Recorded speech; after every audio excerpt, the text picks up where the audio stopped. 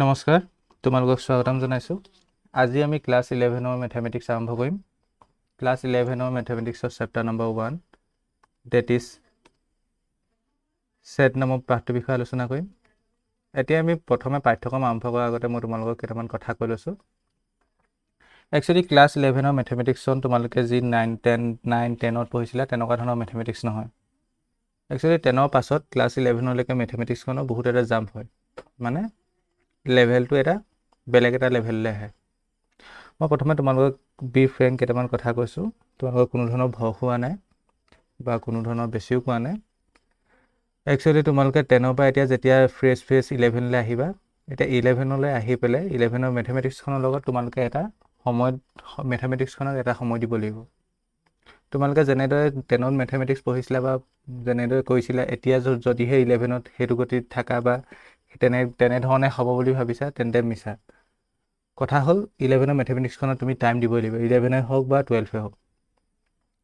যদি তুমি 10ত মেথমেটিক্স ভাল আছিলে বা পৰীক্ষাটো ভাল নম্বৰ পাইছিলা, ধৰি লওক 100ও পাইছিলা বা কিবা এটা 10ৰ মেথমেটিক্সখন পাৰা বা যি নহওক, তুমি 10ৰ মেথমেটিক্সখন পাৰি যদি এটা কনফিডেঞ্চ আছে, ধৰি লোৱা মই পাৰিম, সেই কনফিডেঞ্চ থকাটো ভাল। কিন্তু যদি সেইটো অভাৰ কনফিডেঞ্চ হয়, মই যদি 10ত পঢ়ি আহিছোঁ মই পাৰিমেই আৰু মোক কোনো কথা নাই, মই নপঢ়িলেও হ'ব, তেনেকুৱা ধৰণৰ যদি ভাবা 11ত, তেতিয়া তোমাৰ দিগদাৰ হ'ব।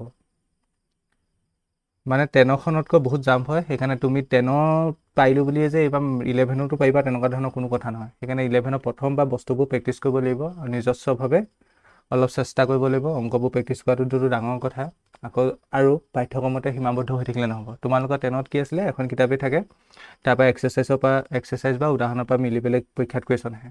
এতিয়া 11ত তোমালোকে লাহে লাহে আগবাঢ়ি থাকিলে গম পাবা, তোমালোকে এখন কিতাপতে প্ৰায় সীমাবদ্ধ হৈ থাকিলে নহ'ব। প্ৰথম কথা হ'ল সেইটো। আৰু প্ৰথমৰ পৰা কনচেপ্টবোৰ ক্লিয়াৰ কৰি যাব লাগিব। প্ৰশ্নৰ পিছত দৌৰাতকৈ কনচেপ্টৰ পিছত দৌৰিব লাগিব, কোনটো বস্তুৱে কি কৈছে। আৰু কনচেপ্টৰ মই প্ৰতিবাৰে এটা কথাই কৈছোঁ, কনচেপ্টৰ বহুত বেলেগ এটা মানে জাম ঘটে 11লৈকে। যদি তুমি 10লৈকে পঢ়ি আছিলা আৰু কনফিডেঞ্চ আছে, দেই মই পৰীক্ষাত ইমান পালোঁ, মইতো একদম মেথছৰ আৰু হেৰি পাৰিমেই আৰু ধৰণৰ, তেনেকুৱা ধৰণৰ যদি কনফিডেঞ্চ থাকে, অভাৰ কনফিডেঞ্চ থাকে, তেন্তে 11ত দিগদাৰ হ'ব। মই বেলেগ নকওঁ, মই মোৰ নিজৰ ক্ষেত্ৰতে মই দেখিছোঁ, মই আমাৰ লগৰে বহুত দেখিছোঁ 10ত বা মেট্ৰিকত 100 পোৱা আমাৰ লগৰ কিছুমানো, বা লগৰ বুলি নহয় আৰু 10ত মেট্ৰিকত 100 পোৱা ল'ৰায়ো মানে 11 বা 12ত মেথছৰ লগত ষ্ট্ৰাগল কৰা দেখিছোঁ। তেওঁলোকৰ পাছত বৰ্ডত একচুৱেলি যিখন বৰ্ড আছে, ছেকেণ্ড ইয়েৰ বৰ্ড আছে, তাত 80 মাৰ্কছৰ পৰীক্ষা হয় একচুৱেলি, নহয় চৰি, মেথছৰ 100 মাৰ্কছৰ পৰীক্ষা হয়। তাত 30 পাবলৈও দিগদাৰ হয়। মানে কিছুমান ল'ৰা ছোৱালী 100 পোৱা ল'ৰাবোৰ ধৰি লয়, কিছুমান 100 বা মেট্ৰিকত 90-80 পাই গৈছে মেথছত, কিন্তু সেই ল'ৰাটো গৈ পেলাই ছেকেণ্ড ইয়েৰ যেতিয়া মেথছৰ পৰীক্ষা দিয়ে বা হায়াৰ ছেকেণ্ডেৰী যেতিয়া মেথছৰ পৰীক্ষা দিয়ে, 100ৰ ভিতৰত 30 পাবলৈ অসুবিধা হয় কিছুমানৰ, যদিহে ভালকৈ নপঢ়ে। আৰু পঢ়িলেতো ভালে কথা, পঢ়িলে ইয়াৰ ভিতৰতো 100 পাব পাৰি, কোনো ধৰণৰ কথা নহয়, মই ভয় খোৱা নাই। মেইন পঢ়া কথাটো ইয়াত দৰকাৰ হ'ব। যোৱাবাৰ নিচিনা যদি কিছুমানে যেনে তেনে 10টো পাৰ কৰি আহিছা আৰু 11টো যেনে তেনে পাৰ হ'ব বুলি ভাবিছা, তেনেকুৱা নহয়। হ'ব পাৰ, কিন্তু তোমালোকৰ পাছত দিগদাৰ হ'ব। 11ত ভাল নহ'লে 12ত ভাল নহ'ব, তেনেকুৱা আৰু মেইন কনচেপ্টৰ পিছত দৌৰিব লাগিব। আৰু এইটো কনফিডেঞ্চত থাকিলে নহ'ব, মই 10লৈকে ফুল পাৰি আহিছোঁ যেতিয়া এতিয়া আৰু কি নোৱাৰোঁ, মই নপঢ়িলেও হ'ব, সেইটো কথা নহয়। কনফিডেঞ্চ থকাটো ভাল, কিন্তু সেইমতে সেই কনফিডেঞ্চটোক ইমপ্লিমেণ্ট কৰি তুমি প্ৰেক্টিছ কৰিব লাগিব আৰু আগবাঢ়িব লাগিব। সেইটোৱে কৈছোঁ, তুমি যদি 100ও পাই আহা 10ত, সেইটো কোনো মেটাৰ নকৰে যে তুমি সেই ছেকেণ্ড ইয়েৰ তোমাৰ মেথছ ভাল হ'ব। তুমি যদি ভালকৈ নপঢ়া, ছেকেণ্ড ইয়েৰ তোমাৰ 30 পাবলৈও দিগদাৰ হ'ব। একদম সঁচা কথা কৈছোঁ, অনেষ্টলি কৈছোঁ। আৰু তুমি মই কোৱা কথাটো নহয়, তুমি আশে পাশে সুধিবাও কাৰোবাক, 12ৰ মেথছখন বা 11ৰ মেথছখন লেভেলটো জাম হয়, সেইকাৰণে তুমি নিজে এটা চেষ্টা মাৰিব লাগিব আৰু প্ৰথমবাৰ ইফৰ্টটো মাৰিব লাগিব। আৰু বহুত ল'ৰা ছোৱালীয়ে কি ভাবে, মই 10ত বহুত পঢ়িলোঁ, সেইটো বহুত আমাৰো ধাৰণা আছে বাৰু, 10ত বহুত পঢ়িলোঁ, আমি এতিয়া 11ত অলপ জিৰণি ল'ম, সেই ধাৰণাটো বেয়া। চায়েন্সত যেতিয়া ল'লাই, সেই ধাৰণাটো বেয়া। সেই ধাৰণাটো প্ৰথমবাৰ 11-12 তুমি নিজে মানে টাইম দিব লাগিব। আৰু 10ৰ নিচিনা ফুল এবছৰ বা 1.5 বছৰ তুমি নোপোৱা। 11-12ত প্ৰায় কম নম্বৰ, কম সময় পায়, সেইমতে তুমি প্ৰত্যেকটো বস্তু আগবঢ়াই নিব লাগিব সময়মতে। আৰু সেইবোৰে কথা, কিতাপখনৰ উপৰিও বেলেগ বেলেগ কিছুমান আছে, মই ক'ম বাৰু সময়ে তেনেকুৱা ধৰণৰ কিতাপবোৰ সহায় ল'ব লাগিব। মেইন কনচেপ্টৰ পিছত দৌৰিবা, কুৱেশ্যনৰ পিছত নদৌৰিবা। কনচেপ্ট ক্লিয়াৰ হ'লে তুমি কেনেকুৱা ধৰণৰ কুৱেশ্যনেই নাহক তাৰ লগত যুঁজিব পাৰিবা। আৰু প্ৰেক্টিছটোতো মেইন কথাই। আৰু সেইটোৱে 10ৰ কনফিডেঞ্চত নাথাকিব, মই 10 পাৰিলোঁ কাৰণে 11 পাৰিম বুলি বা 12 পাৰিম বুলি। সম্পূৰ্ণ বেলেগ কনচেপ্ট বা বেলেগ এটা জাম্প হয়। এতিয়া আমি 11ৰ প্ৰথম চেপ্টাৰ ছেটছৰ বিষয়ে পঢ়িম। আজি আমি ছেট আৰম্ভ কৰিম। ছেটৰ বিষয়ে যিসকলে অলৰেডি এডভান্স আছিলে তেওঁলোকে পঢ়ি আহিছে। মই একচুৱেলি ভিডিঅ'বোৰ ইংলিছ মিডিয়ামত বনাম, ইংলিছত। কিন্তু কিছুমানে যদি অসমীয়াটো ছায়েন্সখন লৈছা তেওঁলোকেও যদি নিজৰ ফালৰ পৰা এটা এফৰ্ট মাৰা তেন্তে মোৰ ভিডিঅ'বোৰ ফ'ল' কৰিব পাৰিবা। কিন্তু মই যদিহে তোমালোকে কিতাপখন লগত লৈ লোৱা অসমীয়া মিডিয়ামৰ কিতাপখন, আৰু একচুৱেলি মেথমেটিক্স চাইজ ন' লেংগুৱেজ, তুমি যদি মেইন কনচেপ্টটো শিকিবলৈ চোৱা বা মেইন কি হৈছে সেইটো চাবলৈ যোৱা, তোমাৰ তেন্তে লেংগুৱেজে মেটাৰ নকৰে। মই একচুৱেলি ইংলিছত পঢ়াম যদিও, ইংলিছ মিডিয়ামত পঢ়াম যদিও, অসমীয়া মিডিয়ামত কোনোবা আছে যদিও তেওঁলোকেও ফ'ল' কৰিব পাৰিবা। খালি তেওঁলোকে অকণমান নিজৰ ফালৰ পৰা এফৰ্ট এটা মাৰিব লাগিব, হয়নে? আৰু প্ৰায় কম সময় পায় 11-12ত, সেইকাৰণে সময়মতে বস্তুবোৰ চাই যাবা। আৰু এইটো নাভাবিবা, এইটো ধাৰণা নল'বা যে মই 10ত বহুত পঢ়ি আহিলোঁ, এতিয়া 11ত অকণমান জিৰণি ল'ম। জিৰণি ল'লে জিৰণি হৈ যাব আৰু, কথাটো বুজি পাইছানে? সেইকাৰণে মেথছটো ভাল হোৱাৰ লগে লগে তোমাৰ এইবোৰ ছাবজেক্টতো এটা ইফেক্ট কৰিব। কাৰণ প্ৰায় এইবোৰ ছাবজেক্টবোৰ জানাই, ফিজিক্স কেমেষ্ট্ৰিবোৰ অলপ চলপ হ'ল। ফিজিক্সটোতো ফুল কেলকুলেটিভ ছাবজেক্ট, ঠিক তেনেকৈ কেমেষ্ট্ৰিটো এটা ফিজিকেল কেমেষ্ট্ৰি কেলকুলেটিভ ছাবজেক্ট। তো মেথছ যিমানে ভাল হ'ব তাৰ এটা ইফেক্ট পৰিব, তোমাৰ ফিজিক্স কেমেষ্ট্ৰিত ধুনীয়াকৈ পৰিব। ঠিক আছে, মই কি কৈছোঁ তেন্তে চেপ্টাৰ নম্বৰ 1ত কি আছে তেন্তে ছেটছ। এতিয়া তোমালোকে ইতিমধ্যে ক্লাছ 10ত যদিহে এডভান্স আছিলে বা ক্লাছ 9ত যদিহে এডভান্স আছিলে তেন্তে তোমালোকে ছেটৰ বিষয়ে পঢ়ি আহিছা। আৰু যিসকলৰ নাছিলেও তেওঁলোকেও ভয় খাব নালাগে, মই একদম বিগিনিঙৰ পৰা আৰম্ভ কৰিম। যিসকলে এডভান্স আছিলে তেওঁলোকৰ এটা মেইন বেনিফিট এটা হ'ব, কিন্তু তাৰ সেইটো কথা নহয় যে কাৰোবাৰ যদি এডভান্স নাই তোমালোকে এইটো নাভাবিবা মোৰ এডভান্স নাই, মই 11ত পাৰিম জানো। কিছু এডভান্স থাকিলে অকণমান সহায় এটা হয় তোমাক, কিছুমান বস্তু আগেও অকণমান পোৱা নিচিনা লাগিব, কিন্তু লেভেলটো সম্পূৰ্ণ জাম্প কৰিব, সেইটোতো মই কৈ আছোঁ। কিন্তু তুমি বস্তুবোৰ কিছুমান আগতে পোৱা নিচিনা লাগিব। আৰু এডভান্স নথকাখিনিও কোনো কথা নাই। আমাৰ লগৰো এনেকুৱা কিছুমান আছিলে যাৰ ক্লাছ 9-10ত এডভান্স নাছিলে, কিন্তু ফাৰ্ষ্ট ইয়েৰ ছেকেণ্ড ইয়েৰ ধুনীয়া কৰিছিলে ছায়েন্সত। সেইটো তোমালোকে সেইটো ভয় নাখাবা, খালি প্ৰথমবাৰ নিজৰ এফৰ্টটো মাৰিবা প্ৰত্যেকটো ছাবজেক্টতে। জিৰণি ল'ম বুলি এইটো বছৰ নাথাকিবা, বা ধৰি লোৱা ছেকেণ্ড ইয়েৰত নাথাকিবা। এতিয়া ছেটটো শিকাৰ আগতে আমি নাম্বাৰ ছিষ্টেমৰ কথা শিকিব লাগিব। তোমালোকে যে 9ত শিকিছিলা নাম্বাৰ ছিষ্টেম বুলি লেচন এটা আছে, সংখ্যা প্ৰণালী, কোনটো নাম্বাৰ কি কয়। তো বহুতে জানাই, ছায়েন্সত লৈছা যেতিয়া বহুতে জানাই নে স্বাভাৱিক সংখ্যা মানে কি, পূৰ্ণ সংখ্যা মানে কি, অখণ্ড সংখ্যা মানে কি। প্লাছ সেইবোৰ নম্বৰৰ কথাই ক'ম, খালি মই এতিয়া ইংলিছত ক'ম, ইংলিছত কোনটো বস্তু কি বুলি কয়। আৰু কিছুমানৰ যদি অসমীয়া মিডিয়ামৰ পৰা আহিছে তোমালোকৰ ইংলিছটো অকণমান, এতিয়া ইংলিছ মিডিয়ামত লগে লগে চুইচ হোৱাৰ লগে লগে অকণমান খেলি মেলি লাগিব পাৰে, কিন্তু তোমালোকে হাৰ মানি নিদিবা। প্ৰায় 3-4 মাহৰ পাছত তোমালোকে নিজে ফেমিলিয়াৰ হৈ যাবা। এতিয়াবা টাৰ্মবোৰ ক্লিয়াৰ কৰি যাবা, কোনটো কি বুলি কয়। পেঞ্চিল এডাল লৈ কিতাপখনতে লিখি যাবা, ধৰি লোৱা মানে পূৰ্ণ নেচাৰেল নাম্বাৰ বুলি পালে নেচাৰেল নাম্বাৰ কি বুলি শিকিছিলা আগতে, স্বাভাৱিক সংখ্যা, তেনেকৈ কিনাতে লিখি যাবা। আৰু তেনেকুৱা কৰিলে লাহে লাহে 3-4 মাহৰ ভিতৰতে তোমাৰ গোটেই কিতাপখনৰ টাৰ্মখিনি তুমি গমেই পাবা কোনটো বস্তু কি হৈছে। মোৰো 10লৈকে আছামিছ মিডিয়াম আছিলে, তাৰপিছতে মোৰ 11ৰ পৰা ইংলিছলৈ চুইচ হৈছে। ঠিক আছে, সেইটোত মিডিয়াম কোনো এফেক্ট নকৰে। যদি তুমি পঢ়া, তুমি ভালকৈ টাৰ্মবোৰ যদি আয়ত্ব কৰা, তোমাৰ 3-4 মাহৰ পিছত নিজৰ ট্ৰেকলৈ গুচি আহিবা। এতিয়া তেন্তে আমি পূৰ্ণ সংখ্যা, স্বাভাৱিক সংখ্যা সেইখিনি জানোৱেই অলৰেডি। একচুৱেলি মই সিহঁতৰ টাৰ্মবোৰ ইংলিছৰ টাৰ্মটো কৈ দিছোঁ, কোনটো কি নাম্বাৰ বুলি কয়। সেই নম্বৰখিনি এই লেচনটোত দৰকাৰ হ'ব। মই লেচনটো ষ্টাৰ্ট কৰা নাই এতিয়ালৈকে, কিন্তু হ'লেও লিখি যাবা। প্ৰথম হেডিংটো দিবা নেচাৰেল নাম্বাৰ। নেচাৰেল নাম্বাৰ মানে কি জানানে? স্বাভাৱিক সংখ্যা। ইয়াক এন আখৰে ডিন'ট কৰে, কেপিটেল এটা এন। কিতাপত এতিয়া তোমালোকে দেখিবা এনটো লিখি এনেকৈ, তোমালোকৰ এখন কিতাপত নাই বা কিছুমান ৰেফাৰেঞ্চ কৰিলে দেখিবা এনেকৈ থাকে, মানে এনটো এনেকৈ নটেশ্যন কৰে, মানে ওচৰত আঁচডাল পাই দিয়ে। সেইটো কেলৈ কয়? ধৰি লওক আমাৰ এনেই এলফাবেটটো মানে এন হ'ল, ঠিক আছে, আৰু মানে এনটোৱে কি বুজাইছে? নেচাৰেল নাম্বাৰ বুজাইছে। তাক অকণমান ডিফাৰ কৰিবলৈ সেইকাৰণে এনেকৈ কৰে, মানে এনেকুৱা অকণমান আখৰটো বেলেগ কৰিবলৈ সেইটো কৰে, বেলেগ একো কথা নাই। তোমালোকৰ কিতাপত কি এনেই আছে চাগে, কিন্তু কিছুমান ৰেফাৰেঞ্চ পঢ়িলে কিনাত মানে এনেকৈ চিনডাল দি দিয়ে। মোক কেতিয়াবা আহি যাব পাৰে, মই কাৰণ হায়াৰ মেথমেটিক্সত আমি কেতিয়াবা ইউজ কৰি থাকোঁ যে, এনেকৈ কেতিয়াবা আহি যায় মোৰ লগত। ভয় খাব নালাগে, সেইটো মানে এনৰ এটা নটেশ্যনে হয়, ধৰি লোৱা নেচাৰেল নাম্বাৰ বুজাইছে সেইটো। এতিয়া নেচাৰেল নাম্বাৰ কোনখিনি? এতিয়া ধৰি লোৱা এইডাল নাম্বাৰ লাইনত ধৰি লোৱা এইটো 0, এইটো 1, এইটো 2, এইটো 3, এইটো 4, তেনেকৈ গৈ আছে। ধৰি লোৱা এইফালে -1, -2, -3, -4, -5, এইফালে গৈ আছে। ধৰি লোৱা এতিয়া 1ৰ পৰা ষ্টাৰ্ট কৰি এইফালে যিবোৰ গৈ থাকিব এইবোৰ নাম্বাৰ হ'ল, এইবোৰ হ'ল নেচাৰেল নাম্বাৰ, মানে স্বাভাৱিক সংখ্যা। ঠিক আছে, আৰু যদি 0ৰ পৰা ইনক্লুড কৰি গৈ থাকা, মানে 0ক লৈ পেলাই যোৱা, 0, 1, 2, 3 তেনেকৈ যোৱা, সেইখিনি হ'ল পূৰ্ণ সংখ্যা, ডেট মিনছ হোল নাম্বাৰ। 1ৰ পৰা ষ্টাৰ্ট কৰিলে সেইখিনি কয় নেচাৰেল নাম্বাৰ, ইয়াৰ নটেশ্যনটো হৈছে এন। আৰু 0ৰ পৰা ষ্টাৰ্ট কৰিলে সেইখিনি কি বুলি কয়? পূৰ্ণ সংখ্যা, ডেট মিনছ ইয়াৰ নটেশ্যনটো হ'ল ডাব্লিউ। তেন্তে নেচাৰেল নাম্বাৰত কোনখিনি আহিব? তেন্তে 1, 2, 3, 4, 5 ... দি দিয়ে, মানে এইখিনি ডেফিনেশ্যন কোনো দৰকাৰ নাই, জাষ্ট নাম্বাৰখিনি চিনি পালে হ'ল।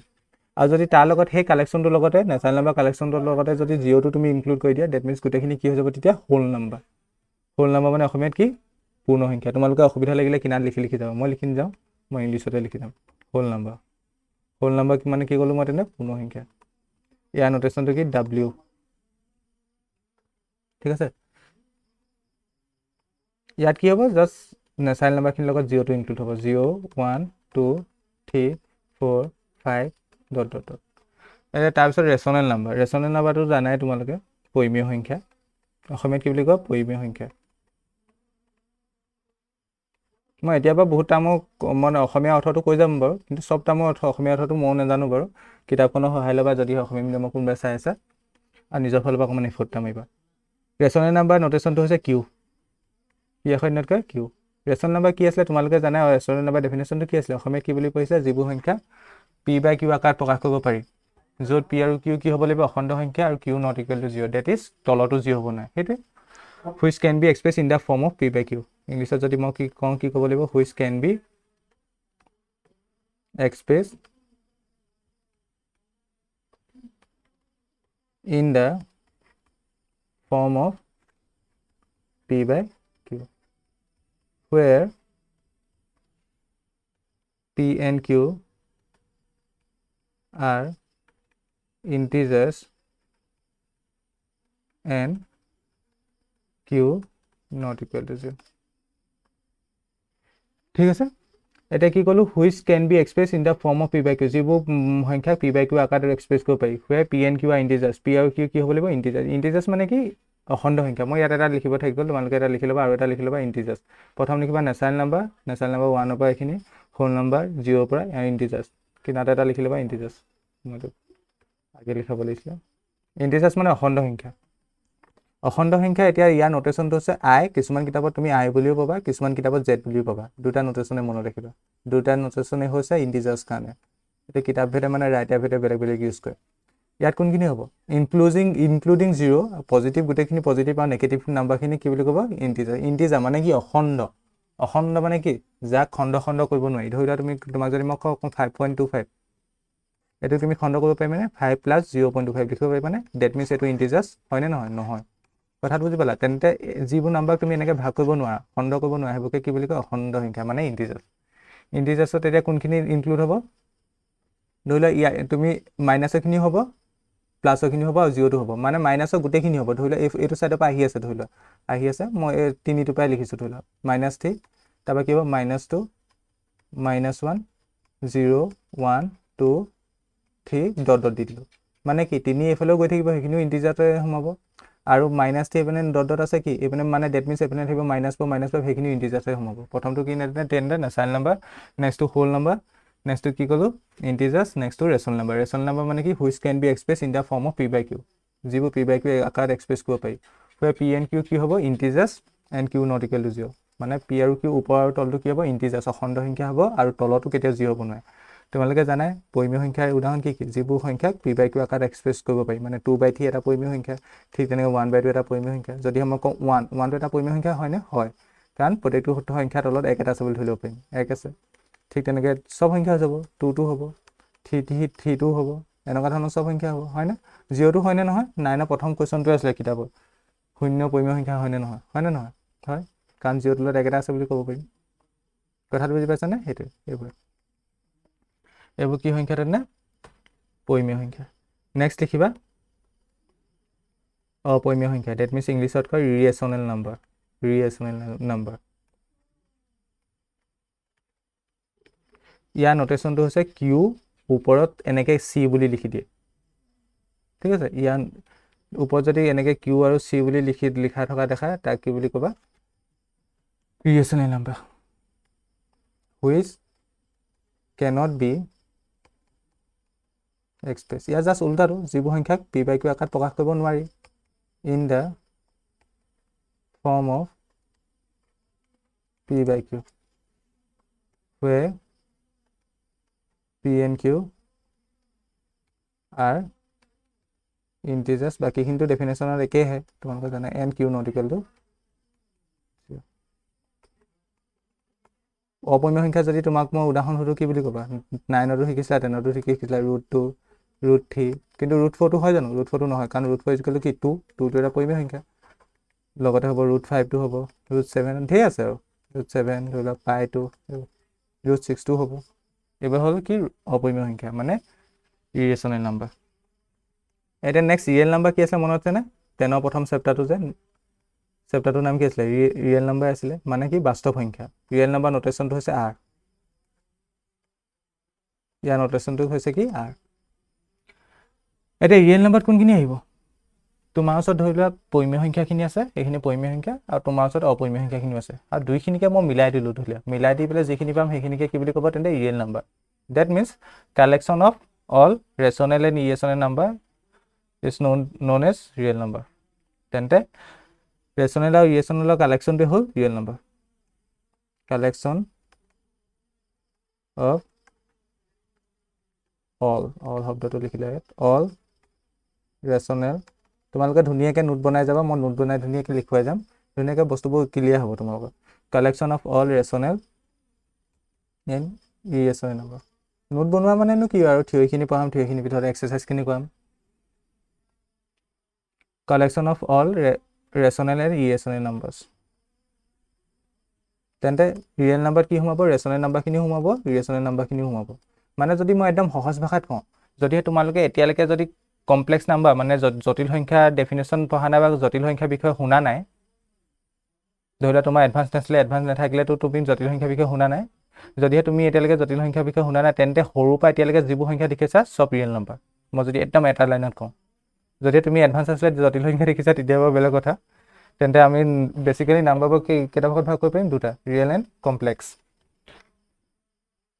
মানে বাস্তৱ সংখ্যা আৰু কি জটিল সংখ্যা এতিয়া যদিহে তোমাৰ এডভান্স নাছিলে তেন্তে তুমি জটিল সংখ্যাৰ লগত তোমাৰ পৰিচয় হোৱাই নাই এতিয়ালৈকে চেপ্টাৰ 2 নে 3 আছে বা 11 তেন্তে এতিয়া সৰুৰ পৰা তুমি যিবোৰ সংখ্যা দেখি আছা 1 2 3 4 ডেট মিন্স সংখ্যা প্ৰণালীৰ ওপৰত থকা গোটেইখিনি সংখ্যা কি তেন্তে ৰিয়েল নাম্বাৰ সেইকাৰণে এডালক কি বুলি কয় ৰিয়েল নাম্বাৰ লাইন বুলিও কয় ঠিক আছে তেন্তে ৰিয়েল নাম্বাৰ ৰেচনেলখিনি সোমাব ইৰেচনখিনি সোমাব তেন্তে ইয়াৰ উদাহৰণ আৰু কি হয় ঢেৰ হ'ব 1/2 হ'ব পাৰে 3/2 হ'ব পাৰে 0 হ'ব পাৰে 1 হ'ব পাৰে 2 হ'ব পাৰে চব হ'ব আৰু পৰিমেয়বোৰ হ'ব অপৰিমেয়বোৰ হ'ব √2 √3 √5 পাই এইবোৰ চব কি হ'ব তেন্তে ৰিয়েল নাম্বাৰ হ'ব মানে যদি এটা লাইনত যদি মই গোটেইখিনি শেষ কৰি দিওঁ all the numbers of the number line মই কি বুলি ক'ব পাৰিম all the numbers of the number line মানে নাম্বাৰ লাইনৰ সকলোবোৰ number all the numbers of the number line মানে সংখ্যা ৰেখা তোমালোকৰ এইবোৰ মেথছত একচুৱেলি ইমান টান ইংলিছটো ইউজ নহয় বাৰু মেথছত কোনটো লেংগুৱেজৰ বেৰিয়া নহয় বাৰু তোমালোকে বুজিবা একদম জেনেৰেল ইংলিছ ইউজ হয় এইবোৰতো তোমালোকে জানাই which can be express in the form of p/q মানে যিবোৰ সংখ্যাক আমি p/qটো এক্সপ্ৰেছ কৰিব পাৰোঁ সিমানটোতো ইংলিছ জানাই চবেই এতিয়া নেক্সটটো প্ৰাইম নম্বৰ বিষয়ে পঢ়িম প্ৰাইম নম্বৰ মানে কি মই জাষ্ট এইখিনি টাৰ্মখিনি জানিবলৈহে মই তোমালোকক কৈছোঁ তোমালোকে ইতিমধ্যে এইবোৰ জানাই নেচাৰেল নম্বৰ কোনখিনি কয় হোল নম্বৰ কোনখিনি কয় মানে অসমীয়াত জানাই মই ইংলিছৰ লগত ফেমিলিয়াৰ কৰিবলৈ লিখি আছোঁ prime number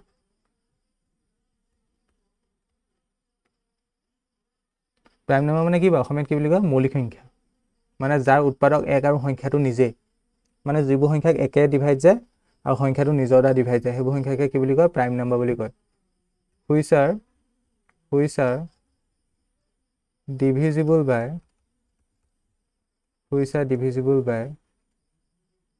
1 and itself which are divisible by 1 and itself that is divisible মানে কি factors মানে উৎপাদক factors are 1 and itself যিবোৰ সংখ্যা উৎপাদক এক আৰু সংখ্যাটো নিজেই হ'ব তেনেবোৰ সংখ্যাকে মৌলিক সংখ্যা বোলে ধৰি লোৱা মই যদি কওঁ 2 কি সংখ্যা ডিভাইড যায় একে ডিভাইড যায় 2 এ ডিভাইড যায় ঠিক তেনেকৈ যদি কওঁ মই 4 কি সংখ্যা ডিভাইড যায় একে যায় 4 যায় কিন্তু ইয়াক এক্সট্ৰাকে কিহে যায় আৰু কিহে যায় 2 এ যায় ডেট মিন্স ইয়াৰ উৎপাদক কি 1 আৰু সংখ্যাটো নিজে ডেট মিন্স 2 হয়নে নহয় তেন্তে এইটো এটা মৌলিক সংখ্যা ডেট মিন্স প্ৰাইম নম্বৰ কিন্তু 4 ক্ষেত্ৰত চাচোন 4 উৎপাদক কি 1 ঠিকে আছে সংখ্যাটো নিজে ঠিকে আছে কিন্তু তাৰ এটা এক্সট্ৰা উৎপাদক আছে 2 তেন্তে 4টো এটা মৌলিক সংখ্যা নহয় that means it is not a prime number তেন্তে 2টো এটা মৌলিক সংখ্যা 2 পিছত কি হ'ব পাৰে 3টো এটা মৌলিক সংখ্যা কাৰণ ইয়াৰ উৎপাদক 1 আৰু সংখ্যাটো নিজে ডেট মিন্স 3 ঠিক তেনেকৈ 5টো হয় 7টো হয় হয়নে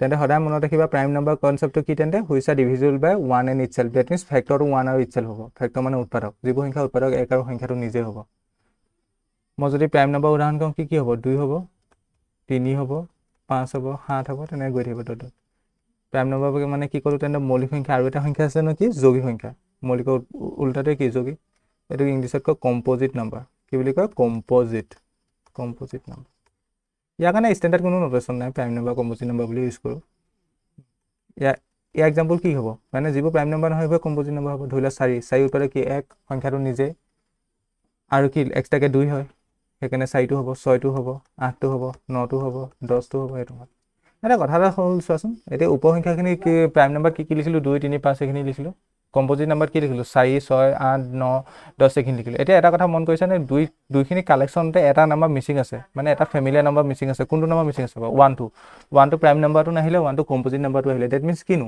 1 প্ৰাইম নে কম্পজিট বাৰু তোমালোকৰ মানে জানাই চাগে বহুতে 1 প্ৰাইম নে composite 1 is neither prime nor composite that means এক মৌলিকো নহয় যৌগিকো নহয় 1 is neither prime nor composite এতিয়া বহুতে জানাই একটো মৌলিকো নহয় যৌগিকো নহয় কিন্তু কাৰণটো কি কাৰণে নহয় ন কথাটোতো জানো বাৰু আমি কি মৌলিকো নহয় যৌগিক নহয় কি কাৰণে নহয় তাক কাৰণটো এক্সপ্লেইন কৰিছোঁ চোৱা দৰকাৰ নহয় বাৰু এনেই মই কৈছোঁ জাষ্ট ফৰ ইউৰ নলেজ মই 2 এটা মৌলিক সংখ্যা লৈছোঁ 2 তাৰ উৎপাদক কি 1 আৰু সংখ্যাটো নিজে ডেট মিনছ 2 যদি মই তেনেকুৱা এটা মৌলিক সংখ্যা লওঁ 3 তাৰ উৎপাদক কি 1 আৰু সংখ্যাটো নিজে 3 তেন্তে ইয়াত চাওঁচোন উৎপাদক 1 হৈছে আৰু সংখ্যাটো নিজে ডেট মিনছ 2 হৈছে ইয়াত কি হৈছে 1 হৈছে সংখ্যাটো নিজে ডেট মিনছ 3 হৈছে ঠিক তেনেকৈ যদি 5 লওঁ মৌলিক সংখ্যা প্ৰাইম নাম্বাৰ ইয়াৰ উৎপাদক কি হ'ব 1 হ'ব আৰু সংখ্যাটো নিজে ডেট মিনছ 5 হ'ব এতিয়া এই গোটেইখিনিতে এটা কথা চোৱাচোন ইয়াৰ উৎপাদককেইটা 1 আৰু সংখ্যাটো নিজে সেইকেইটা অকণমান ডিষ্টিং হয় নে ডিষ্টিং মানে বেলেগ ডিষ্টিং মানে কি বেলেগ চোৱা ইয়াত 1 আৰু ইয়াত সংখ্যাটো নিজে ডেট মিনছ 2 এইকেইটা বেলেগ কথাটো বুজি পাইছানে ঠিক তেনেকৈ ইয়াত 1 আৰু সংখ্যাটো নিজে মানে 3 বেলেগ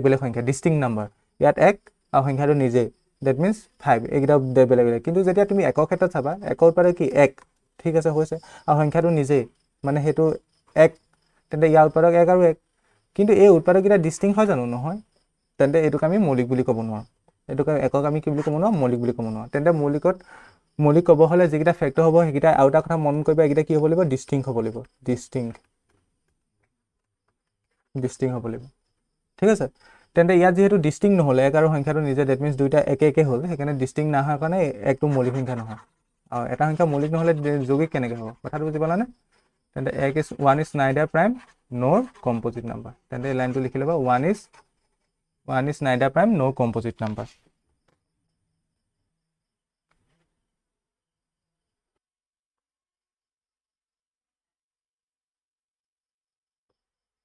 নেক্সটটো এতিয়া আমি শিকিম কোপ্ৰাইম নাম্বাৰ নেক্সটটো দিবা তেন্তে কোপ্ৰাইম নাম্বাৰ মানে কি বাৰু তেনত যে এটা মানে কনচেপ্ট এটা আছিলে সহমৌলিক সংখ্যা ইংলিছত কয় কোপ্ৰাইম নাম্বাৰ এইটো আৰু এটা টাৰ্ম আছে ৰিলেটিভলি প্ৰাইম কেতিয়াবা ৰিলেটিভলি প্ৰাইম বুলিও পাবা ক'ৰবাত দুটা কনচেপ্ট একেটাই কোপ্ৰাইম নাম্বাৰ এতিয়া কোপ্ৰাইম বা সহমৌলিক সংখ্যা কোনবোৰ কৈছিলে মনত আছেনে দুটা সংখ্যা সহমৌলিক সংখ্যা বুলি ক'ব যদিহে সিহঁতৰ সাধাৰণ উৎপাদক 1 হয় দুটা সংখ্যাক সহমৌলিক বুলি ক'ব যদিহে সিহঁতৰ সাধাৰণ উৎপাদক 1 হয় সেইটো মনত ৰাখিলে হ'ব আৰু একো বেলেগ মাথা মাৰিব নালাগে টু নাম্বাৰছ এইবোৰ কথা লিখিলেই যাবা সৰু কথা পাছত কেতিয়াবা অসুবিধা লাগিলে চালে মনত পৰি যাব two numbers are said to be co-prime if they have only one as its common factor মানে সাধাৰণ উৎপাদক দুটা নাম্বাৰ কোপ্ৰাইম বুলি ক'ব যদিহে সিহঁতৰ সাধাৰণ উৎপাদক 1 হয় সাধাৰণ ভাষাত যদি কওঁ দুটা সংখ্যা কোপ্ৰাইম বুলি ক'ব যদিহে সিহঁতৰ সাধাৰণ উৎপাদক কেৱল 1 হয় ইয়াৰ মিনিংটো কি নাম্বাৰকেইটা কেনেকুৱা হ'ব লাগিব তাৰ লগত কোনো কথা নাই সেইটো বহুত ল'ৰা ছোৱালী কনফিউজ থাকে এতিয়া মই কৈ গ'লে তুমি বুজি পাই গৈ থাকিবা বা মই কি কৈছোঁ 3 and 5 লৈছোঁ ধৰি লোৱা মই প্ৰথমে এইটো উদাহৰণ লৈছোঁ এতিয়া 3 উৎপাদক কি 3 উৎপাদক মানে ফেক্টৰ কি 1 আৰু কি 3 মানে 1 ডিভাইড যায় 3 যায় ঠিক তেনেকৈ 5ৰ ফেক্টৰ কি 1 and 5 সিহঁতৰ কমন ফেক্টৰ কি মই যদি সিহঁতক কওঁ কমন ফেক্টৰ কি মানে যি 1 তিনিও ফেক্টৰ হৈছে যি 5ৰ ফেক্টৰ হৈছে তেনেকুৱা কমন ফেক্টৰ কি অনলি 1 আছে 1 তেন্তে এই 3 আৰু 5ৰ কমন ফেক্টৰ কি অনলি 1 ডেট ইজ 3 আৰু 5ক কি বুলি ক'ব কো প্ৰাইম নম্বৰ বুলি ক'ব উদাহৰণ যদি কওঁ 3 and 5 ইয়াত একেলগে দুটা থাকিব ইয়াত এটা নম্বৰ কনসেপ্ট নহয় ইয়াত একেলগে দুটা নম্বৰ কনসেপ্ট 3 and 5ক কি বুলি কয় তেন্তে কো প্ৰাইম নম্বৰ কো প্ৰাইম বা ৰিলেটিভলি প্ৰাইম ঠিক আছে এতিয়া কথা হ'ল মই তোমাক আৰু এটা কনসেপ্ট এটা দিওঁ মানে নাম্বাৰ এটা দিওঁ এইটো দিলে তোমালোকৰ কনসেপ্টটো ক্লিয়াৰ হৈ যাব 3 and 4 ইয়াত হি পাৰে কি 1 and 3 মানে 3 ফেক্টৰ কি 1 and 3 4 ফেক্টৰ কি 1 2 and 4 কিন্তু কমন ফেক্টৰ বুলি যদি কওঁ মই কমন ফেক্টৰ কি বাৰু সিহঁতৰ ইয়াতো কমন ফেক্টৰ 1 হৈছে না হৈছে এতিয়া কথা হ'ল এই 3 and 4টো এতিয়া কো প্ৰাইম হ'বনে নহয় এতিয়া বহুতে কি ভাবিব ইয়াততো তিনিটো ঠিকে আছে প্ৰাইম নম্বৰ কিন্তু 4টো প্ৰাইম নম্বৰ নহয় সেইকাৰণে ভাবিব এইটো কো প্ৰাইম নহয় সদায় কথা মই এটা কথা মনত ৰাখিবা কো প্ৰাইমৰ কাৰণে নাম্বাৰকেইটা যে প্ৰাইম হ'ব লাগিব তেনেকুৱা কোনো ৰেষ্ট্ৰিকশ্যন নাই মই কি কৈছোঁ বুজি পাইছানে যিকেইটা নাম্বাৰ তুমি চাবা কো প্ৰাইমৰ কাৰণে সেইকেইটা যে প্ৰত্যেকটো প্ৰাইম হ'ব লাগিব ইণ্ডিভিজুৱেলি তাৰ লগত কোনো ৰেষ্ট্ৰিকশ্যন নাই ইয়াত তিনিটো ইণ্ডিভিজুৱেলি প্ৰাইম নম্বৰ কিন্তু 4টো প্ৰাইম নম্বৰ নহয় কিন্তু সিহঁতৰ কমন ফেক্টৰটো এক আহিছেনে আহিছে that means 3 and 4 co prime বুলি ক'ব কি ক'লো মই 3 and 4 কো প্ৰাইম বুলি ক'ব 3 and 4 কো প্ৰাইম হয় কো প্ৰাইমৰ কাৰণে তুমি এইটো নাচাবা মানে প্ৰত্যেকটো নাম্বাৰ প্ৰাইম হ'ব লাগিব বুলি সেইটো কনসেপ্ট বহুতৰ ভুল ঠিক আছে সহমৌলিক মানে দুটা সংখ্যা যে মৌলিক সংখ্যা হ'ব লাগিব তাৰ কোনো ৰেষ্ট্ৰিকশ্যন নাই নাম্বাৰকেইটা তোমাৰ বেলেগো এটা মৌলিক হয় ইটো যৌগিকো হ'ব পাৰে তেনেকুৱা হ'ব পাৰে কিন্তু সিহঁতৰ কমন ফেক্টৰ ডেট মিনছ সাধাৰণ উৎপাদক এক হ'ব লাগিব সেইটোৱে ডেফিনেশ্যনত মন দিবা মই সেইটো লিখাই থাকোঁতে সেইটোৱে কৈছিলোঁ 2 numbers are said to be coprime ইয়াত লিখা আছে নি 2 প্ৰাইম নম্বৰ বুলি না লিখা জাষ্ট 2 নাম্বাৰছ লিখিছে হয়নে যিকোনো দুটা নাম্বাৰ প্ৰাইম নম্বৰ কো প্ৰাইম বুলি ক'ব যদিহে সিহঁতৰ কমন ফেক্টৰ অনলি 1 হয় ডেট মিনছ সিহঁতৰ সাধাৰণভাৱে কেৱল যদি 1 ডিভিজিবল যায় তাত এইটো কোনো ৰেষ্ট্ৰিকশ্যন নাই যে প্ৰত্যেকটো নাম্বাৰ প্ৰাইম হ'ব লাগিব ইয়াত প্ৰাইম নহ'লেও চলি যায় সেইকাৰণে ইয়াক কয় ৰিলেটিভলি প্ৰাইম মানে এটা আনটোৰ মানে ৰিলেটিভলি প্ৰাইম হ'ব সেইকাৰণে সেই টাৰ্মটো ইউজ কৰে ৰিলেটিভটোক অসমীয়াত কি বুলি কয় জানো মানে কি বুলি ক'ব মানে উইথ ৰেচপেক্টটো মানে সেইটো তুলনাত মই একজেক্ট টাৰ্মটো নাজানো ৰিলেটিভলিটো কি কয় অসমীয়া তেন্তে উদাহৰণ কি হ'ব 3 and 5 হ'ব ঠিক তেনেকৈ যদি আমি কওঁ ঢেৰ পাবা তোমালোকে 5 and 7 তোমালোকে এতিয়া এটা কথা লাগিব তেন্তে চব নম্বৰটো কো প্ৰাইমে হ'ব নহয় চব নম্বৰ কো প্ৰাইম নহয় কেনেকৈ হ'ব চোৱা 5 ধৰি লোৱা and 10 লোৱা এইকেইটা লোৱা 5ৰ ফেক্টৰ কি 1 আৰু 5 আৰু 10ৰ ফেক্টৰ কি তেন্তে 1 2 5 and 10 এতিয়া সিহঁতৰ কমন ফেক্টৰ কি 1টো কমন ফেক্টৰ আৰু 5টো কমন ফেক্টৰ তেন্তে 5 আৰু 10ক কো প্ৰাইম বুলি ক'বা নি নোকোৱা কাৰণ ইয়াৰ দুটা কমন ফেক্টৰ পালা 1 and 5 কথাটো বুজি পালা সেইকাৰণে মেক্সিমাম নম্বৰ কো প্ৰাইম হ'ব বাৰু কিন্তু চব নম্বৰ কো প্ৰাইম নহয় কিন্তু ঠিক তেনেকৈ কি হ'ব 5 and 7 হ'ল আৰু তেনেকুৱা ধৰণৰ ঢেৰ ওলাব চাগে 5 and 8 হ'ব ঢেৰ আছে ঢেৰ বনাব পাৰে এনেকুৱা দুটা 11 and 13টো হ'বনে নহয় হ'ব এনেকুৱা ধৰণৰ কথাবোৰ বুজি পালাই চাগে মই কোনখিনি বুজাবলৈ চেষ্টা কৰিছোঁ তেন্তে কো প্ৰাইমলৈকে যদি তোমালোকে জানিলে তেন্তে লেচনটোত আগবাঢ়িব পাৰিবা এইডোখৰলৈকে জানিলে তোমালোকৰ কনচেপ্ট বহুতখিনি ক্লিয়াৰ হ'ল বুলি ভাবিছোঁ মই ঠিক আছে কো প্ৰাইমলৈকে জানিলে আৰু ক'ৰবাত কিবা দৰকাৰ হয় যদি মই কৈ যাম বাৰু বস্তুবোৰ এতিয়া তেন্তে আমি লেচনটোত সোমাম লেচনটো হেডিংটো কি আছিলে তেন্তে ছেটছ এক মিনিট তোমালোকে ৱেইট কৰি দিয়ক মই এইখিনি হেৰি কৰিছোঁ মই মানে পাছলৈ ঠাই অসুবিধা স্পেচ কমি যাব এইখিনিলৈকে এইখিনি ৰিভিজন চলি আছিলে জাষ্ট মানে ৰিকেপ চলি আছিলে আগৰ কথাবোৰ জাষ্ট হেৰি কৰিছিলোঁ এতিয়া আমি লেচনটোত সোমাম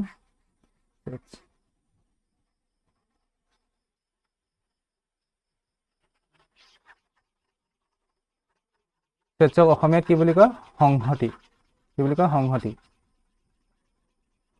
কি সাধাৰণ ভাষাত যদি মই কওঁ সংহতি কি সংহতি এটা কালেকশ্যন অন্য একো নহয় কালেকশ্যন কিবা এখিনি বস্তু কালেকশ্যন কিন্তু সেই কালেকশ্যনটো বনাওঁতে কিছুমান ৰেষ্ট্ৰিকশ্যন থাকে সেইটোৱে জাষ্ট একো নহয় ধৰি লোৱা তুমি বস্তু এখিনি কালেক্ট কৰিছা কালেক্ট কৰি এটা গ্ৰুপ এটা বনাইছা মানে বস্তুখিনি গোটাই পেলাই যিটো কালেকশ্যন পাবা সেইটোৱে হ'ল সংহতি কিন্তু চব কালেকশ্যনকে নকয় সংহতি সেইটো কথা চব কালেকশ্যনকে ছেট বুলি নকয় তাৰ কাৰণে ৰেষ্ট্ৰিকশ্যন আছে কি আছে গম পাবা তোমালোকে এতিয়া তেন্তে হেডিং দিবা ছেটছ মানে কি তেন্তে a set is a well defined collection of object মানে সেই কালেকশ্যনটো যে মই ক'লোঁ ছেট মানে কি এটা ভাষা যদি কওঁ কালেকশ্যন কিন্তু সেই কালেকশ্যনটো কেনেকুৱা হ'ব লাগিব ৱেল ডিফাইন হ'ব লাগিব ৱেল ডিফাইন মানে কি মই ক'ম বাৰু এইটো বহুত ইম্পৰ্টেণ্ট টাৰ্ম এইটো ৱেল ডিফাইন এইটো বহুত ইম্পৰ্টেণ্ট টাৰ্ম কিন্তু এটা ভাষাত যদি ছেট বুলি ক'লে সদায় মনলৈ আনিবা কিবা এখিনি বস্তু কালেকশ্যন সেইটোৱে কিন্তু কালেকশ্যনটো ৱেল ডিফাইন হ'ব লাগিব এই ডেফিনেশ্যনটো একদম চকু আগত মনত ৰাখিবা a set is a well defined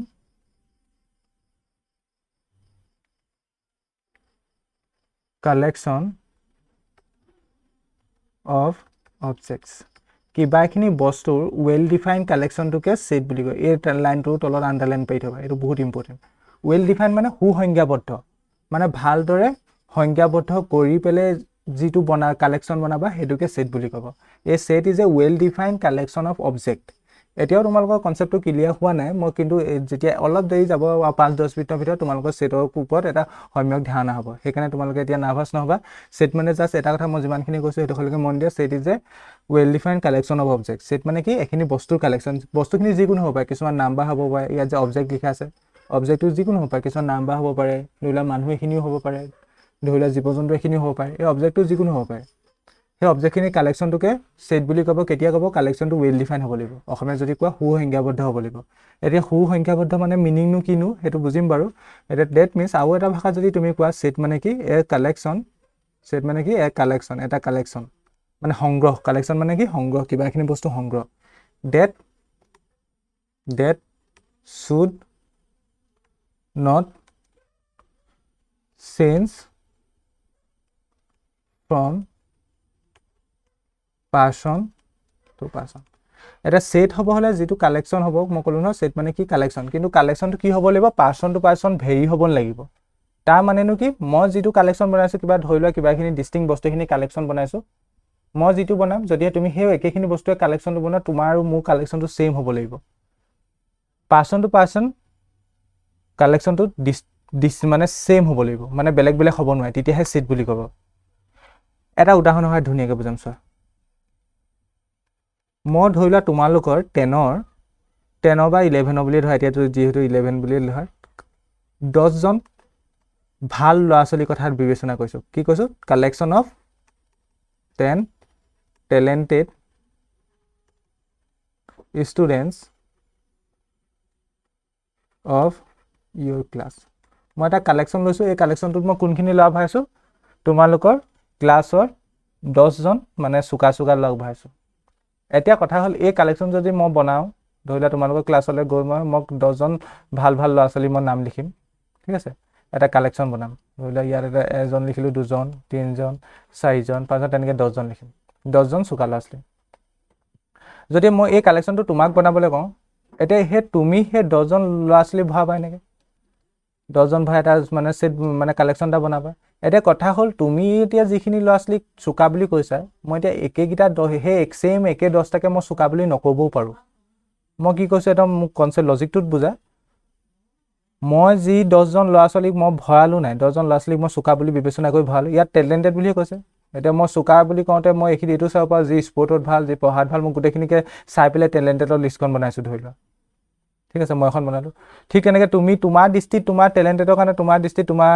মানে হেইটো বেলেগো হ'ব পাৰে পইণ্ট অফ ভিউটো তুমি ধৰিলা বেলেগ কিবা চাইছা ই সাহিত্যত কেনেকুৱা এটা মানে কমিউনিকেশ্যন স্কিল কেনেকুৱা ধৰিলা বহুত কিবা চাইছা ধৰিলা তাৰপিছত তুমি এখন টেবুল বনালা তাত 10 জন ভালা এতিয়া কথা হল এই দুটা কালেকশন সেম নহব পাৰে সেম টু সেম এলিমেন্ট নাথাকিব পাৰে ইয়াৰো তুমি বেলেগ 10 জন ল'ৰা-ছোৱালী হুমাব পাৰা মানে হুমাব পাৰা বা ময়ো বেলেগ 10 জন ল'ৰা-ছোৱালী ভাব পাৰো তোমালোকৰ শ্ৰেণীয়ে হ'ব কিন্তু বেলেগ হ'ব পাৰে কালেকশনটো মই কি কৈছো বুজি পালানে তেন্তে মই যে ইয়াত টেলেন্টেড বুলি কলো যে টেলেন্টেড এই শব্দটো তেন্তে ওয়েল ডিফাইন্ড নহয় টেলেন্টেড শব্দটো কি নহয় ওয়েল ডিফাইন্ড নহয় তাৰ মানে কি এই টেলেন্টেড শব্দটোৰ ওপৰত যদি বেছ কৰি আমি যদি কালেকশন বনাই সেই কালেকশনবোৰ বেলেগ হ'ব পাৰে দ্যাট মিন্স মই এটা যেটো কালেকশন বনাম সেই কালেকশনটোৰ লগত তুমি বনা কালেকশনটো নিমিলিব পাৰে ঠিক তেনেকে তোমাৰ ফ্ৰেণ্ডে সেই 10 জন ভাল ল'ৰা-ছোৱালী বা সুকা ল'ৰা-ছোৱালী কালেকশনটা বনাইছে হেতু বেলেগ হ'ব পাৰে দ্যাট মিন্স ইয়াৰ কালেকশনটো বেলেগ হ'ব সাধাৰণ ভাষাত ক'ব গ'লে ইয়াত টেলেন্টেড শব্দটো ওয়েল ডিফাইন্ড নহয় দ্যাট মিন্স এই কালেকশনটো তেন্তে কি নহয় সেট নহয় হেতুৱে কনসেপ্ট নট সেট তেন্তে সেট হ'ব হলে প্ৰত্যেকজনে যে মই যে বনাইছিলো যেটো তুমি যে বনালা যেটো বা তোমাৰ ফ্ৰেণ্ডজনে যেটো বনালে গুটেকিটা একে হ'ব লাগিব যদি একে হলতেন তেতিয়া সেট বুলি কলহেতেন ইয়াত নো ডাউট কিছুমান ল'ৰা-ছোৱালী মিল হ'ব পাৰে কিছুমান ল'ৰা-ছোৱালী মই যেজনৰ ভাইছো যদি ধৰিলা মই ৰাম যদু মধু ভালো ঠিক তেনেকে তোমাৰো সেই কালেকশনটো ধৰিলা হেকিজন আছে হেতু কথা নহয় গুটে সেম টু সেম একে হ'ব লাগিব কথাটো বুজি পাছানে তেন্তে collection of 10 talented students of your class is not a set because here talented word is not well defined আমাৰ talented word to well defined নহয় আমাৰ talented মানে talented point of view to well defined মানে কি point of view to বেলেগ হ'ব পাৰে তোমাৰ মতে well defined মানে talented মিনিং টো বেলেগ হ'ব পাৰে মোৰ মতে টেলেণ্টেডৰ মিনিংটো বেলেগ হ'ব পাৰে। মই কোৱা কনচেপ্টটো বুজি পাইছেনে? যদি মই ইয়াত ৰেষ্ট্ৰিকশ্যন এটা লগাই দিওঁ, মই যদি কওঁ এইবাৰ এনেকৈ কওঁ, যদি ধৰি লওক মই এনেকৈ কৈছোঁ কালেকশ্যন, এইবাৰ কথাটো ক্লিয়াৰ হৈ যাব তোমালোকৰ, collection of 10 students which has scored minimum 60% in the previous exam.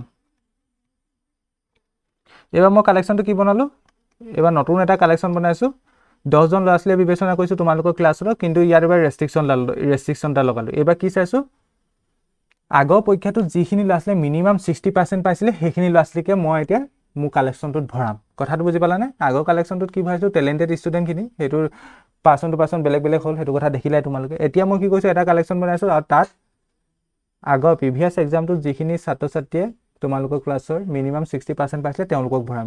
এতিয়া মই তাৰ কাৰণে কি কৰিম, মই তোমালোকৰ ধৰি লোৱা য'ত ৰেকৰ্ড ৰাখে স্কুলৰ বা কলেজৰ তালৈ যাম আৰু তাৰপৰা ৰেকৰ্ডটো ল'ম যে কোনখিনি লাইনত 60% মিনিমাম 60%ৰ ভিতৰত পাইছে, সেইখিনিক লৈ পেলাই মানে 10জন টপ 10জনক ভৰাম, হয়নে?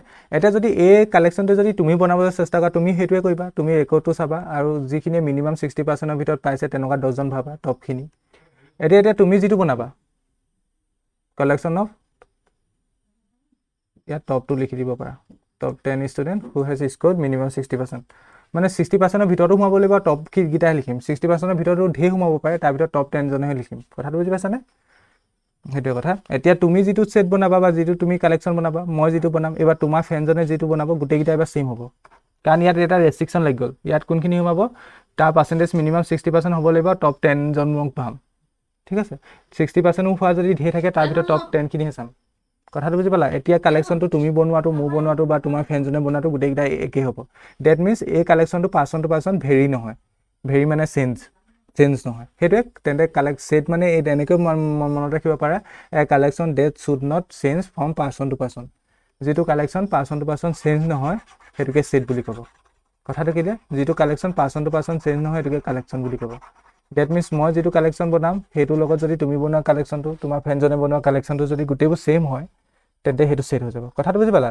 ছেট তেন্তে বেচিকেলি ছেট মানে কি, set is a collection but the collection is well define. কালেকশ্যনটো কি হ'ব লাগিব, ৱেল ডিফাইন হ'ব লাগিব। ৱেল ডিফাইন মানে সুসংখ্যাবদ্ধ। ইয়াত টেলেণ্টেডটো ৱেল ডিফাইন শব্দ নহয়, বুজি পালা? টেলেণ্টেডৰ মিনিংটো বেলেগৰ প্ৰত্যেকৰ কাৰণে বেলেগ বেলেগ হ'ব পাৰে, কিন্তু ইয়াত যে মই ৰেষ্ট্ৰিকশ্যন লগাই দিলোঁ, এই ৰেষ্ট্ৰিকশ্যনটো ৱেল ডিফাইন। এতিয়া ইয়াত টপ 10জনে সোমাব, যি 60%ও পাব আৰু 60%ৰ ভিতৰত পোৱা টপ 10জন সোমাব। কথাটো বুজি পাইছেনে? Collection of top 10 students which নহ'ব, হু হেজ স্ক'ৰ্ড হ'ব, who has scored minimum 60% in the previous exam. কথাটো বুজি পালা? যদি 60%ৰ ভিতৰত কেইবাকেইজনে পাইছে তাৰ ভিতৰত টপ 10জনে বনাম, টপ 10জনৰ কালেকশ্যন বনাম। এতিয়া তুমি যিটো বনাবা মই সেইটো বনাম, বা তোমাৰ ফ্ৰেণ্ডজনে একেটাই বনাব, একেখিনি ল'ৰাই সোমাব, অবভিয়াছ কথা। কথাটো বুজি পাইছা? বা ইয়াত যদি এনেকৈও ভাবা তুমি কথাটো, collection of all students who has scored, এইটো বেছি হেৰি হ'ব, মই 10জনক হেৰি কৰাকৈ অল ষ্টুডেণ্ট লিখি দিবা। Collection of all students who has scored minimum 60% in the previous exam. মই তোমালোকৰ ক্লাছটো গোটেইখিনি ল'ৰাকে বিবেচনা কৰিছোঁ যিয়ে 60% পাইছে। কথাটো বুজি পালা নাই? ধৰি লোৱা এই মোৰ ছেটটোত যদি 25জন সোমালে, তোমাৰ ছেটটোতো 25জন সোমাব, মানে তোমাৰ কালেকশ্যনটো 25জনে সোমাব আৰু তোমাৰ ফ্ৰেণ্ডজনৰ কালেকশ্যনটোতো 25জনে সোমাব। সেইকাৰণে এইটো এনেকৈ লিখিবা, collection of all students who has scored minimum 60% in the previous exam. আগতো হ'ব, আগতকৈ এইটো তোমালোকৰ বেছি ক্লিয়াৰকৈ কথাখিনি ক্লিয়াৰ হ'ব, ঠিক আছে? আগতোত মানে মই 10জন ক'লোঁ, 10জনৰ তেতিয়া সেই টপকেইজন চাব লাগিলেহেঁতেন। ইয়াত মই এবাৰ গোটেইখিনিকে ভৰাই লৈছোঁ, ঠিক আছে? তেতিয়া ওপৰতো এটা কালেকশ্যন নহয়, কালেকশ্যন হয়, ছেট নহয়। Collection of collection of 10 talented student of your class, এইটো ছেট নহয়, কিন্তু তলতো এটা কি হয় তেন্তে ছেট হয়। ছেট হয়নে নহয়? ছেট হয়, তলতো ছেট হয়। কথাটো বুজি পালা না? ছেট অফ বেছিক ডেফিনেশ্যন এইটোৱে। তেন্তে এতিয়া লেচনটো যিমানে আগবাঢ়ি গৈ থাকিব তোমালোকৰ কথাবোৰ ক্লিয়াৰ হৈ গৈ থাকিব, কিন্তু তাৰ আগতে আৰু কেইটামান উদাহৰণ দিওঁ। যদিহে মই কওঁ, এটা উদাহৰণ এটা লৈছোঁ, ধৰি লোৱা এক্সাম্পল দেই, এইটো প্ৰথম এক্সাম্পল গ'ল, ছেকেণ্ডটো গ'ল, এতিয়া নেক্সট কনচিডমেণ্ট লিখা, বেষ্ট 3 ক্ৰিকেট প্লেয়াৰ্ছ, এইটো এক্সাম্পলত তোমালোকৰ কথাখিনি আৰু ক্লিয়াৰ হ'ব, of India.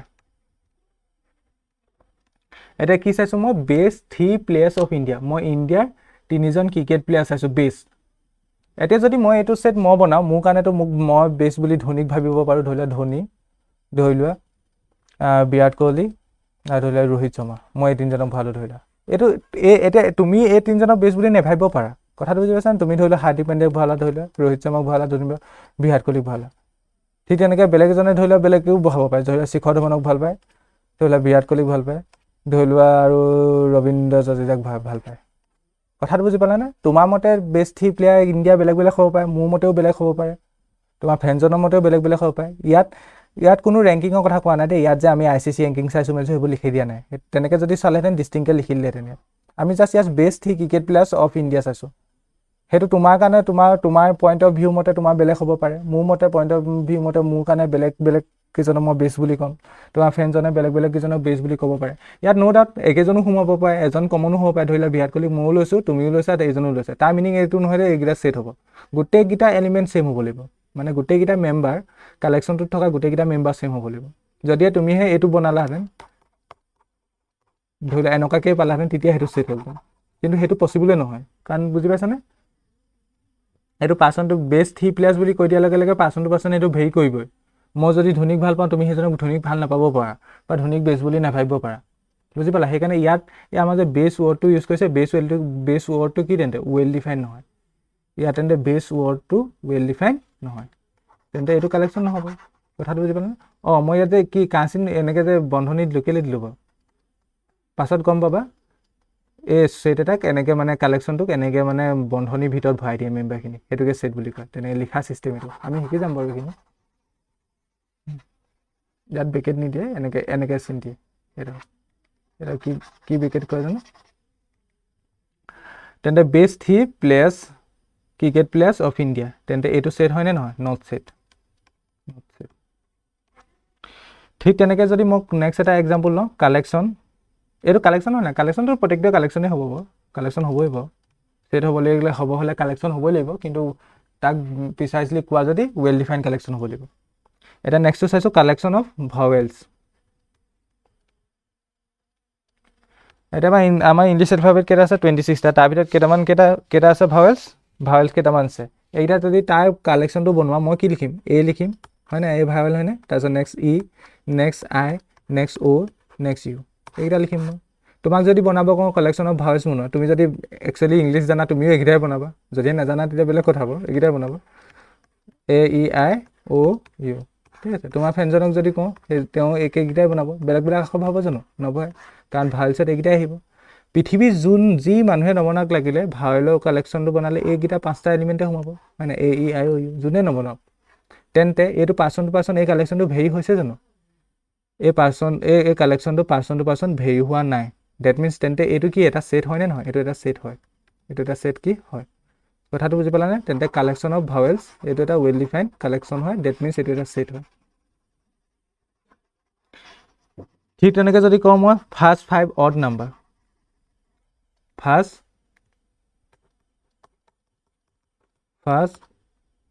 5 odd number. Odd number মানে অযুগ্ম সংখ্যা। অড নাম্বাৰ মানে কি? অযুগ্ম। 5টা প্ৰথম অযুগ্ম সংখ্যা যদি তোমাক লিখিব কওঁ, তুমি কি লিখিবা? 1 লিখিবা, 1 অযুগ্ম। তাৰপিছত মানে অড নাম্বাৰ কি? 3, নেক্সট 5, নেক্সট কি হ'ব? 7 বুলি লিখিলোঁ নেকি? ঠিক আছে, 9। এইকেইটা তোমাক যদি মই যদি লিখোঁ, মই কি লিখিম? এইকেইটাই লিখিম। তোমাৰ ফ্ৰেণ্ডজনক লিখিব গ'লে এইকেইটাই লিখিব, বা তুমি বেলেগ এজন মানুহক লিখিব কৈছা 5টা অড নাম্বাৰ লিখা, তেওঁ সেইকেইটাই লিখিব। মানে যিটো কালেকশ্যন পাবা তুমি, সেই কালেকশ্যনটো চবৰ কাৰণে একেই হ'ব। একে হ'ব মানে চবৰ কাৰণে ছেম হ'ব, পাৰ্চন টু পাৰ্চন ভেৰি হোৱা নাই। That means well define collection. That means এইটো কি? ছেট। আশা কৰিছোঁ ইমানটোলৈকে তোমালোকৰ ছেটৰ কনচেপ্টটো ক্লিয়াৰ হ'ল। কোনবোৰ ছেট হ'ব, কোনবোৰ ছেট নহয়, আশা কৰিছোঁ এইডোখৰলৈকে ক্লিয়াৰ হ'ল। কথাটো বুজি পাইছানে? এইডোখৰলৈকে ক্লিয়াৰ হ'ল। তেন্তে ছেট হ'ব হ'লে সদায় মনত ৰাখিবা, ছেট হ'ব হ'লে কালেকশ্যনটো ৱেল ডিফাইন হ'ব লাগিব। সেইকাৰণে এই ডেফিনেশ্যনটো মনত ৰাখিবা, বহুত সহায় হ'ব। এই set is a well define collection of object. তেন্তে ছেট মানে কি? তেন্তে well define collection of object. এই set is a well define collection of object. আৰু সেই কালেকশ্যনটো পাৰ্চন টু পাৰ্চন ভেৰি হ'ব নালাগিব, মানে বেলেগ হ'ব নালাগিব। ভেৰি মানে বেলেগ হোৱা। A collection that should not change from person to person. Okay, এতিয়া আমি ছেটৰ ৰিলেটেড দুটামান পইণ্ট পঢ়িম, ইম্পৰ্টেণ্ট পইণ্ট পঢ়িম। নোট দিবা, নোট লিখিবা, নোট। এতিয়া কি প্ৰথমটো লিখিবা? A set can be written in any order. ইয়াৰ মিনিংটো কি? মই ধৰি লোৱা এটা ছেট এটা বনাইছোঁ, ধৰি লোৱা ছেটটোত মই 4টা এলিমেণ্ট আছে মোৰ। মই ছেটটোত কিমান আছে? 4টা এলিমেণ্ট। ধৰি লোৱা 1 আছে, 2 আছে, 3 আছে, 4 আছে। আৰু ছেটটো কেনেকৈ ৰিপ্ৰেজেণ্ট কৰে বুলি ক'লোঁ? এনেকৈ ব্ৰেকেটৰ ভিতৰত ভৰাই দিয়ে। ভিতৰকেইটা মেম্বাৰ বুজাইছে, তাৰ মানে ছেটটো এলিমেণ্টকেইটা বুজাইছে, আৰু গোটেইটো কি তেন্তে? এটা ছেট। ইয়াত কি ক'লে চোৱাচোন? A set can be written in any order. That means মই ইয়াত কেইটা এলিমেণ্ট ভৰালোঁ? 4টা এলিমেণ্ট ভৰালোঁ। এতিয়া যদি তোমাক এইটো ছেট বনাব কওঁ, তুমি যদি এনেকৈ লিখা ছেটটো 4 1 2 3 এনেকৈ লিখিব পাৰিবা নে? পাৰিবা। মানে ছেটত অৰ্ডাৰটোৰ লগত কোনো মেটাৰ নকৰে। কোনটো এলিমেণ্ট আগত আহিব, কোনটো এলিমেণ্ট পাছত আহিব, তাৰ লগত কোনো মেটাৰ নকৰে। ইয়াত এই দুটা ছেট একেই হয়। প্ৰভাইডেড মানে কথাটো কি হ'ব লাগিব? জাষ্ট এলিমেণ্টখিনি ছেইম হ'ব লাগিব। আৰু ইয়াত যদি 4টা এলিমেণ্ট থাকে, তোমাক যদি ছেইম এটা ছেট বনাব কওঁ, তাতো 4টা এলিমেণ্টে থাকিব লাগিব। মানে এটা ছেটৰ অৰ্ডাৰটোৰ কোনো মেটাৰ নকৰে। অৰ্ডাৰটো কোনটো এলিমেণ্টক তুমি প্ৰথম লিখিছা, বা মই কোনটো এলিমেণ্টক প্ৰথম লিখিছোঁ, তাৰ কোনো মেটাৰ নকৰে। আগত যে মই উদাহৰণবোৰ যে দিছিলোঁ, ইয়াত যে ছেটৰ এটা উদাহৰণ লৈ লোৱাচোন। ধৰি লোৱা এইটোৱে কালেকশ্যন অফ ভাৱেলছ। মই যে লিখিলোঁ এ ই আই অ' ইউ। তুমি ভাৱেলছৰ কালেকশ্যন মানে এইকেইটাই লিখিবা বাৰু, কিন্তু তুমি এইটো আগে নিলিখিব পাৰা। তুমি ধৰি লোৱা ইটো আগে লিখিলা, এইটো পাছত লিখিলা, তেনেকৈও লিখিব পাৰা। সেইটো দুটাই ছেট হ'বই। বুজি পালা? ছেটত অৰ্ডাৰটোৰ লগত কোনো মেটাৰ নহয়। ঠিক আছে, তেন্তে এটা কথা আমি গম পালোঁ কি? তেন্তে a set can be written in any order. তেন্তে ইয়াত এনেই নিজে বুজি পাবলৈ এটা এনেই উদাহৰণ এটা লিখি থবা। তেন্তে যদি মই এটা ছেট লওঁ 1 2 3 4, এইটো এটা ছেট লৈছোঁ, এনেকৈ এই বন্ধনীডালৰ সহায়ত ৰিপ্ৰেজেণ্ট কৰে ছেটটো। এতিয়া তুমি এইটোক ইচ্ছা কৰিলে তুমি এই ছেটটোক এনেকৈও লিখিব পাৰা। কেনে লিখিব পাৰা? 4 1 2 3 এনেকৈ লিখিব পাৰা। মানে 4টো আগেও লিখিব পাৰা। বা বেলেগ এজনে ইচ্ছা কৰিলে এনেকৈও লিখিব পাৰা। এনেকৈও লিখিব পাৰা 2 1 4 3 এনেকৈ লিখিব পাৰা। জাষ্ট এলিমেণ্টকেইটা ছেইম থাকিব লাগিব, আৰু নাম্বাৰ অফ এলিমেণ্ট ছেইম থাকিব লাগিব। যদি সেই ইয়াত 4টা থাকে, ইয়াতো 4টা থাকিব, ইয়াতো 4টা থাকিব। মানে a set can be written in any order. এইটো কথা বুজি পালোঁ। নেক্সটটো লিখিবা same element cannot be repeated in sets. Same elements cannot be repeated in sets.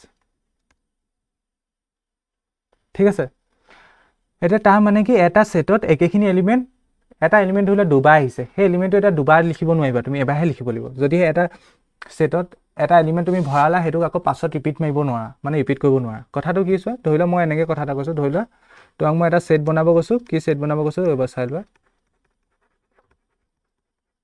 মই তোমাক কৈছোঁ এই ৱৰ্ডটোত, ডেট মিনছ এই মেথমেটিক্স ৱৰ্ডটোত থকা তুমি এলফাবেটখিনি মানে ছেটটো বনোৱা, কালেকশ্যনটো বনোৱা। এই মেথমেটিক্স ৱৰ্ডটোত থকা যিখিনি আখৰ আছে, আখৰৰ কালেকশ্যনটো বনোৱা। কালেকশ্যন যদি বনাব কওঁ, তুমি কি লিখিবা? এম লিখিবা, এ লিখিবা, টি লিখিবা, এছ লিখিবা, ই লিখিবা, এম লিখিবা, এ লিখিবা, টি লিখিবা, আই লিখিবা, চি লিখিবা, এছ লিখিবা। এইটো হ'ল এটা কালেকশ্যন হ'ল। এইটো ছেট নাহোৱা। কেলৈ ছেট নাহোৱা? ইয়াত চোৱাচোন, এমটো প্ৰথমবাৰ আছে, আকৌ এইবাৰো আছে। কথাটো বুজি পাইছানে? মানে একেটা নাম্বাৰ দুবাৰ ৰিপিট নহয় ছেটত। তেন্তে ইয়াক যদি আমি ছেট হিচাপে লিখোঁ, কেনেকৈ লিখিব লাগিব? কথাটো চাবা। সেইকাৰণে এই লাইনটো কি লিখিছোঁ? Same element cannot be repeated in a set. যদি এইটোক ছেট হিচাপে তুমি লিখা, ছেট হিচাপে লিখিলে তুমি কেনেকৈ লিখিব লাগিব? এম লিখিলোঁ, এম আছে। মই ছেটটো কি বনাব কৈছোঁ? মেথমেটিক্স ৱৰ্ডটোত থকা আখৰখিনি। এম লিখিবা, নেক্সট এ লিখিবা, নেক্সট কি লিখিবা? টি লিখিবা, নেক্সট এছ লিখিবা, লিখিলোঁ, নেক্সট ই লিখিবা, লিখিলোঁ, নেক্সট এমটো চোৱাচোন আকৌ ৰিপিট হৈ গ'ল নাই? প্ৰথমবাৰ তুমি লিখিছিলা, আকৌ এবাৰ এম নাহে। আৰু কথাটো বুজি পালা নাই? মই সেইটো কৈছোঁ, আকৌ এবাৰ এম নাহে। নেক্সট এইটো আগত লিখা আছিলে, নাছিলে, আকৌ নাহে। কথাটো বুজি পালা? ঠিক তেনেকৈ টিটো আগত লিখা আছে, আকৌ নাহে। আইটো আগত নাই, আহিব। আকৌ চিটো আগত নাই, আহিব। তাৰপৰা এছটো আগত আছে নি? নাই, আহিব। কথাটো বুজি পালা? এটা এলিমেণ্ট যদি প্ৰথম ছেটটোত আহি যায়, আকৌ নাহে। সেইটোৱে। তেন্তে এইটো কথা বুজি পালা বুলি ভাবিছোঁ মই, কি same elements cannot be repeated in a set. এটা ছেটত একেখিনি এলিমেণ্ট ৰিপিট হ'ব নোৱাৰে। এটা এলিমেণ্ট লিখাৰ পিছত আৰু সেইটো আকৌ লিখিব নোৱাৰা।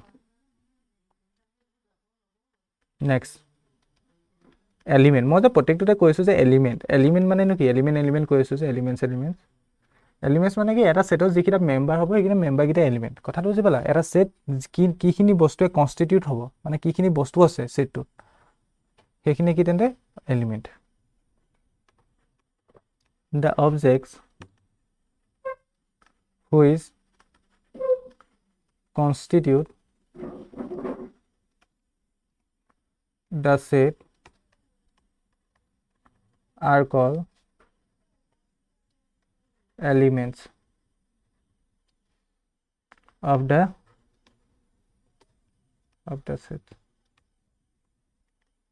তেন্তে এটা সেটত যিখিনি এলিমেন্ট থাকিব সেইখিনিকে কি বুলি কয় তেন্তে সেট মানে এটা সেটত যিখিনি মেম্বাৰ থাকিব সেইখিনিকে কি বুলি কয় এলিমেন্ট বুলি কয় মানে এলিমেন্ট মানে কি বেসিক্যালি ইট ইজ নাম্বাৰ সৰি নাম্বাৰ কৈছো মেম্বাৰ নাম্বাৰ বুলি যিটো ওলাই যায় অলসো নোন এজ মোক কেতিয়াবা কওঁতে ভুল হয় দেই মই লিখোতে শুদ্ধকে লিখি যাওঁ মোক কওঁতে কেতিয়াবা ক'বলৈ কিবা এটা লিখি কৈ দিওঁ কিবা এটা মানে মোৰ লিখাটো বেছি সহজ কৰিবা কোৱাটো মই বাৰু লগালগ শুদ্ধ কৰিবলৈ চাওঁ বাৰু কিন্তু কোৱাটোত কেতিয়াবা কেলে জানো মই কিছুমান বস্তুবোৰ স্পীড কম কৰোঁ কিছুমান ইচ্ছা কৰি মই স্পীডটো কমাব নোৱাৰো অলসো নোন এজ নাম্বাৰ নহয় সৰি এইটো মেম্বাৰ আকৌ ভুল কৰিছোঁ member of points of set মই গম পাওঁ বাৰু মোৰ স্পীডটো বাঢ়িছে কমাবলৈ চেষ্টা কৰোঁ আকৌ বাঢ়িছে ঠিক আছে নাই ইমানটো স্পীডত যাবই লাগিব বাৰু 11 এটা কি চোৱা তেন্তে এলিমেন্টছ মানে কি তেন্তে the object which constitute the set R call elements of the set মানে এটা সেট যিখিনি মেম্বাৰ দ্বাৰা কনষ্টিটিউট হ'ব সেইখিনিকে এলিমেন্ট বুলি কয় বেসিক্যালি এইখিনি কি বুলি ক'ব পাৰি মেম্বাৰ বুলি ক'ব পাৰি বা সেটটো এ পইণ্ট বুলি ক'ব পাৰি কথাটো বুজি পালা তেন্তে এইটোত যদি কওঁ ইয়াত কেইটা এলিমেন্ট আছে 1 2 3 4টা এলিমেন্ট আছে কথাটো বুজি পালানে বা 4টা পইণ্ট আছে তেনেকৈ ক'ব পাৰা আৰু লিখিছিলোঁ নি আৰু ভাইলতো লিখিছোঁ যে ভাইলটোত কেইটা আছিলে 5টা আছিলে এ ই আই অ' ইউ সেইটোকে এলিমেন্ট বুলি ক'ব এতিয়া এটা কথা চোৱাচোন ইম্পৰ্টেণ্ট বস্তু এটা আছে তোমালোকে এতিয়া লেচনটোৰ এনেকুৱা চিনডাল পঢ়িবলৈ পাবা এনেকুৱা চিনডাল এটা এই চিনডাল মানে কি চোৱা বিলংছ টু এইডালক কি বুলি পঢ়ায় বিলংছ টু বুলি পঢ়ায় বহুত ইম্পৰ্টেণ্ট মনত ৰাখিবা বিলংছ টু মেথছৰ এটা বহুত গুৰুত্বপূৰ্ণ চিন নাপায় চাগে বহুতে পাইছে যদি ভাল কথা এই চিনডাল কি বিলংছ টু মানে কি চোৱা বিলংছ টু মানে কি বুজাব ধৰি লোৱা কিবা এটা বস্তু আছে নে নাই সেইটো ৰিপ্ৰেজেণ্ট কৰিবলৈ এইডাল ইউজ কৰিম মানে ধৰি লোৱা মই এটা উদাহৰণৰ সহায়ত বুজি পাই যাবা ধৰি লোৱা এটা সেট লৈছোঁ ধৰি লোৱা মই এই সেটটোত এলিমেন্ট লৈছোঁ A E I O' U belongs to মানে কি থকা ঠিক আছে হিয়ে চোৱাচোন এই সেটটোত এ নামৰ সেটটোত এলিমেন্ট আছে এ আছে ই আছে আই আছে অ' আছে ইউ আছে ইয়াত এ মেম্বাৰটো আছে নাই এ মেম্বাৰটো আছে তেন্তে মই ইয়াত কি লিখিব পাৰোঁ সেইটোকে মেথমেটিকেলি কি লিখিব পাৰোঁ লেংগুৱেজত নিলিখি এ বিলংছ টু এ এইটোৱে গোটেই আমাক গোটেই ইনফৰমেশ্যনটো দি দিব কি দিব এ নামৰ এলিমেন্টটো এ সেটটোত আছে এই চিনডালৰ মিনিংটো কি বিলংছ টু কথাটো বুজি পালানে সেইটোৱে ডেট ইজ ইয়াৰ মিনিংটো কি that is A is an element of set A. A is an element of set A. কথাটো বুজি পালানে ইয়াৰ মিনিংটো কি তেন্তে এটো এ নামৰ সেটটো এলিমেন্ট হয় কিন্তু ইয়াত যদিহে মই কম বি আখৰটো আছে জানো বিটো নাই that is কি b is not a member of this set that is b does not belong to this set হেতুকে যদি মই মেথছত যদি লিখো কেনে লিখিম ম্যাথমেটিক্যাল ল্যাঙ্গুয়েজে b এনেকে belongs to চিনডাল দি ইয়াক কাটি দিম b does not belongs to a that means that is the meaning to কি b is not a member of বা element of এটো n লাগিব হয় না element of set a ইয়াৰ পৰা কি বুজি পালা এটালে কি বুজাব মানে মেম্বাৰ এটা আছে নে নাই সেটক হেতুক ৰিপ্ৰেজেন্ট কৰিব এটো এডাল কি বুলি পঢ়ায় বিলংছ টু যদি মেম্বাৰটো থাকে তেন্তে এই চিনডাল দিম যদিহে নাথাকে সেই মেম্বাৰটো কাটি দিম ইয়াত আমি দেখিলো যে এ নামৰ মেম্বাৰটো এই সেটটোত আছে সেইকাৰণে লিখিলো এ বিলংছ টু এ মানে এ নামৰ মেম্বাৰটো এই সেটটোত আছে বিলংছ টু মানে থকা কিন্তু বি এলিমেন্টটো আছে জানো তেন্তে কি হ'ব B does not belongs to A ঠিক তেনেকে ইটো আছে না ইটো আছে তেন্তে কি হ'ব ই বিলংছ টু এ মানে সেটটোৰ নাম লিখি দিয়ে সেটটোৰ নাম কি ইয়াত এ আৰু পঢ়িম বা আমি পাছলে ঠিক তেনেকে কিন্তু যদি মই কওঁ টি এ নামৰ সেটটোত এই সেটটোত আছে জানো নাই তেন্তে কি হ'ব T does not belongs to A হ'ব কথাটো বুজি পালা তেন্তে বিলংছ টু মানে তেন্তে কি তেন্তে থকা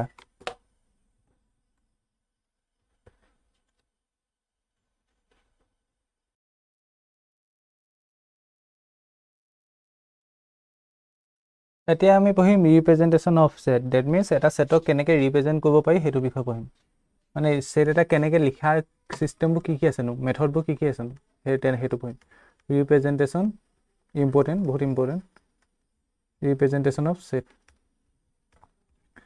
এটা সেটক লিখা দুটা পদ্ধতি আছে এটা সেটকে তুমি দুটা ভিন্ন ধৰণত লিখিব পাৰা এটা পদ্ধতি কি roster form that means tabular form হেতু tabular form বুলি কয় আৰু এটা পদ্ধতি আছে set builder form কি পদ্ধতি কিটা বুজাই আছো বাৰু প্ৰথমটো লিখিবা roster form বা ROS TER roster form এইটো অসমীয়াত কি বুলি কয় নাজানো যদি অসমীয়া মিডিয়ামত কোনোবাই চাই আছে কিতাপত চাই ল'ব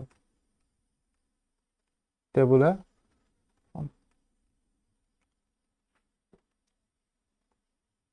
ইয়াত কি কৰে যিখিনি সেটটো যিখিনি এলিমেন্ট হ'ব বা যিখিনি মেম্বাৰ হ'ব সেইখিনি লিষ্টিং কৰি দিয়ে কথাটো বুজি পাইছা নে লিষ্টিং কৰি দিয়ে মানে ধৰি লোৱা তুমি এটা সেট চাব লাগে সেটটো কি কালেকশন অফ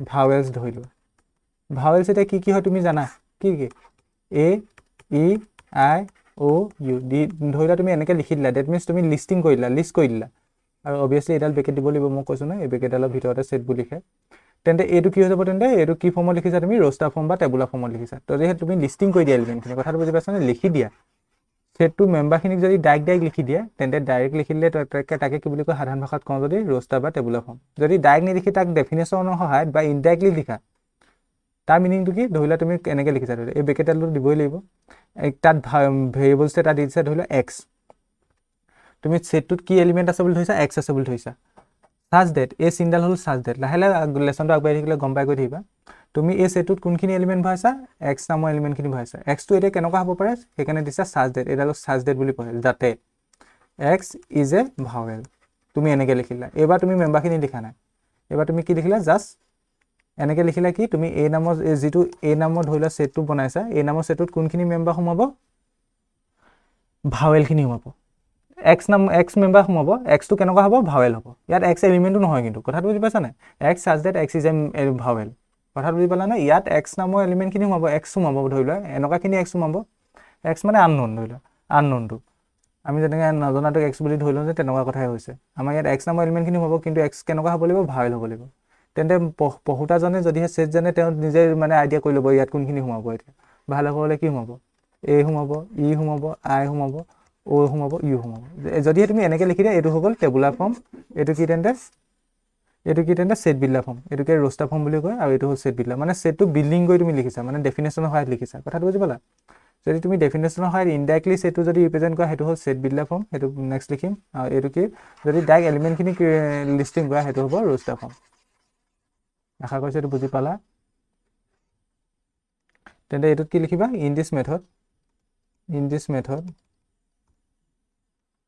এই পদ্ধতিটোত the set is represented by listing মানে তালিকা বনাই দিম মানে লিখি দিম all its element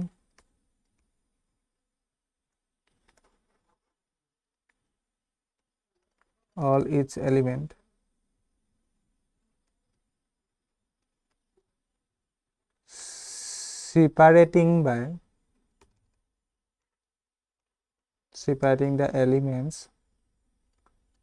by commas এলিমেণ্টবোৰ কমা দিয়ে ভিতৰত সেইটো আমি এনেও জানো commas and enclosing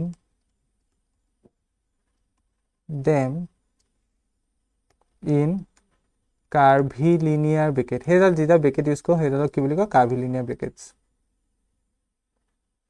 কথাটো বুজি পালানে যদিহে এক্সাম্পল এটা দিওঁ মানে সেট অফ ভাৱেলটো যদি লওঁ সেইটোকে তুমি কেনেকৈ লিখিব লাগিব যদি এইটো পদ্ধতিত লিখা A equal to A E I O' U যিখিনি এলিমেণ্ট লিখিবা সেইখিনি এনেকৈ ব্ৰেকেটৰ দ্বাৰা ছেপাৰেট কৰি দিব লাগিব আৰু এই কমাৰ দ্বাৰা ছেপাৰেট কৰি দিব লাগিব আৰু এই ব্ৰেকেটডাল দিব লাগিব এইটো কি তেন্তে এইটো সেট অফ ভাৱেলছ এইটো কি কাৰ সেট হয় ভাৱেলছৰ সেট হয় সেট অফ ভাৱেলছ কথাটো বুজি পালানে যদি এইটো পদ্ধতিত লিখা মানে লিষ্টিং কৰি দিয়া এলিমেণ্টখিনি সেইটো কি হ'ব তেন্তে টেবুলাৰ ফৰ্মৰ ৰ'ষ্টাৰ ফৰ্ম ইয়াৰ এটা মেথড আছে কৈছিলোঁ নহয় সেট বিল্ডাৰ ফৰ্ম ইম্পৰ্টেণ্ট এইখিনি বহুত অসমীয়া নামটো নাজানো মই ইয়াৰ সেট বিল্ডাৰ ফৰ্মত কি কৰে বুলি ক'লোঁ মই তাত সেটটোত কেনেকুৱা এলিমেণ্ট সোমাব তাক সেইটো ডেফিনেশ্যনৰ সহায়ত ৰিপ্ৰেজেণ্ট কৰে in this method the set is represented by specifying the common property of the elements ইয়াত মানে সেই কোনখিনি এলিমেণ্ট হ'ব তাক ডেফিনেশ্যনৰ সহায়ত বুজায় সেইটোকে লিখিছে in this method the set is represented by specifying the common property of the এলিমেণ্টখিনি কেনেকুৱা কমন প্ৰপাৰ্টি আছেনো কথাটো বুজি পাইছানে সেইটোক ৰিপ্ৰেজেণ্ট কৰে ধৰি লওক আমি ওপৰটোকে যদি এক্সাম্পলৰ সহায়ত বুজোঁ কেনেকৈ লিখিব লাগিব এইটো পদ্ধতিত আমি ক'লোৱেই মই অথনি এ ছেটটোৰ নাম ধৰিলে এ তাত এক্স নামৰ এলিমেণ্টখিনি সোমাব তুমি এটা আনন'ন এটা লৈ লোৱা এক্স ল'লোঁ এক্স নামৰ এলিমেণ্টখিনি সোমাব চাৰ্জ ডেট এইটো কি বুলি কয় চাৰ্জ ডেট যাতে এক্সটো কেনেকুৱা হ'ব লাগিব এক্স ইজ এ ভাৱেল হ'ব লাগিব ভাৱেল ইন ইংলিছ এলফাবেট আমি ইয়াত ডেফিনেশ্যনটো লিখি দিলোঁ ইংলিছ এলফাবেট এতিয়া যদি এজন মানুহে এইটো পঢ়িলে আৰু যদি তেওঁ ছেট জানে তেওঁ নিজে আইডিয়া কৰি ল'ব ইয়াত কোনখিনি সোমাব তেওঁ নিজে গমেই পাব ইংলিছ এলফাবেটৰ ভাৱেল তেতিয়া ইয়াত এ সোমাব ই সোমাব আই সোমাব ও সোমাব ইউ সোমাব কথাত বুজি পালা তেওঁক আকৌ বেলেগকৈ বুজাব নালাগে বস্তু একেটাই এইখিনি বস্তুৱে হয় কিন্তু লিখাৰ প্ৰচেছটো বেলেগ তেন্তে এটা ছেটক দুটা ধৰণে ৰিপ্ৰেজেণ্ট কৰিব পাৰা হয়তো টেবুলাৰ ফৰ্ম মানে লিষ্টিং কৰি দিবা এলিমেণ্টখিনি নহয়তো তুমি তাৰ ডেফিনেশ্যন লিখিবা ডেফিনেশ্যন লিখিলে তাক ক'ব ছেট বিলা ফৰ্ম আৰু এইটো কি চিন বুলি কৈছোঁ মই চাৰ্জ ডেট ঠিক আছে এতিয়া দুটামান এক্সাম্পল কৰিম এক্সাম্পল কৰাৰ পিছত আজি ভিডিঅ'টো শেষ হ'ব নেক্সট ভিডিঅ'ৰ পৰা আমি এক্সাৰচাইজ 1.1 ষ্টাৰ্ট কৰিম 1.1 এটা ভিডিঅ'তে শেষ হৈ যাব ঠিক তেনেকৈ 1.2 এটা ভিডিঅ'ত শেষ হ'ব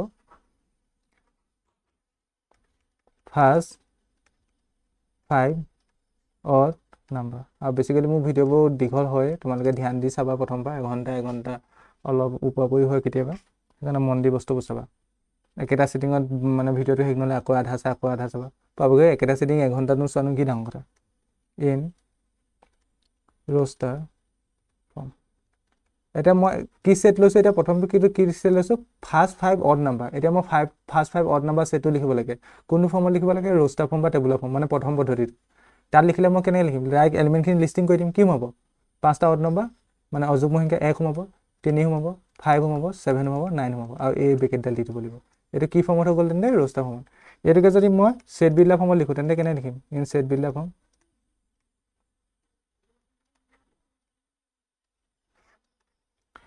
ইয়াত মই কি কৰিম ভেৰিয়েবলছ এটা ধৰি ল'ম ভেৰিয়েবলছটো ধৰি লওঁ এক্স বুলি ধৰি ল'লোঁ এক্স চাৰ্জ ডেট এক্স কি এক্স ইজ ফাৰ্ষ্ট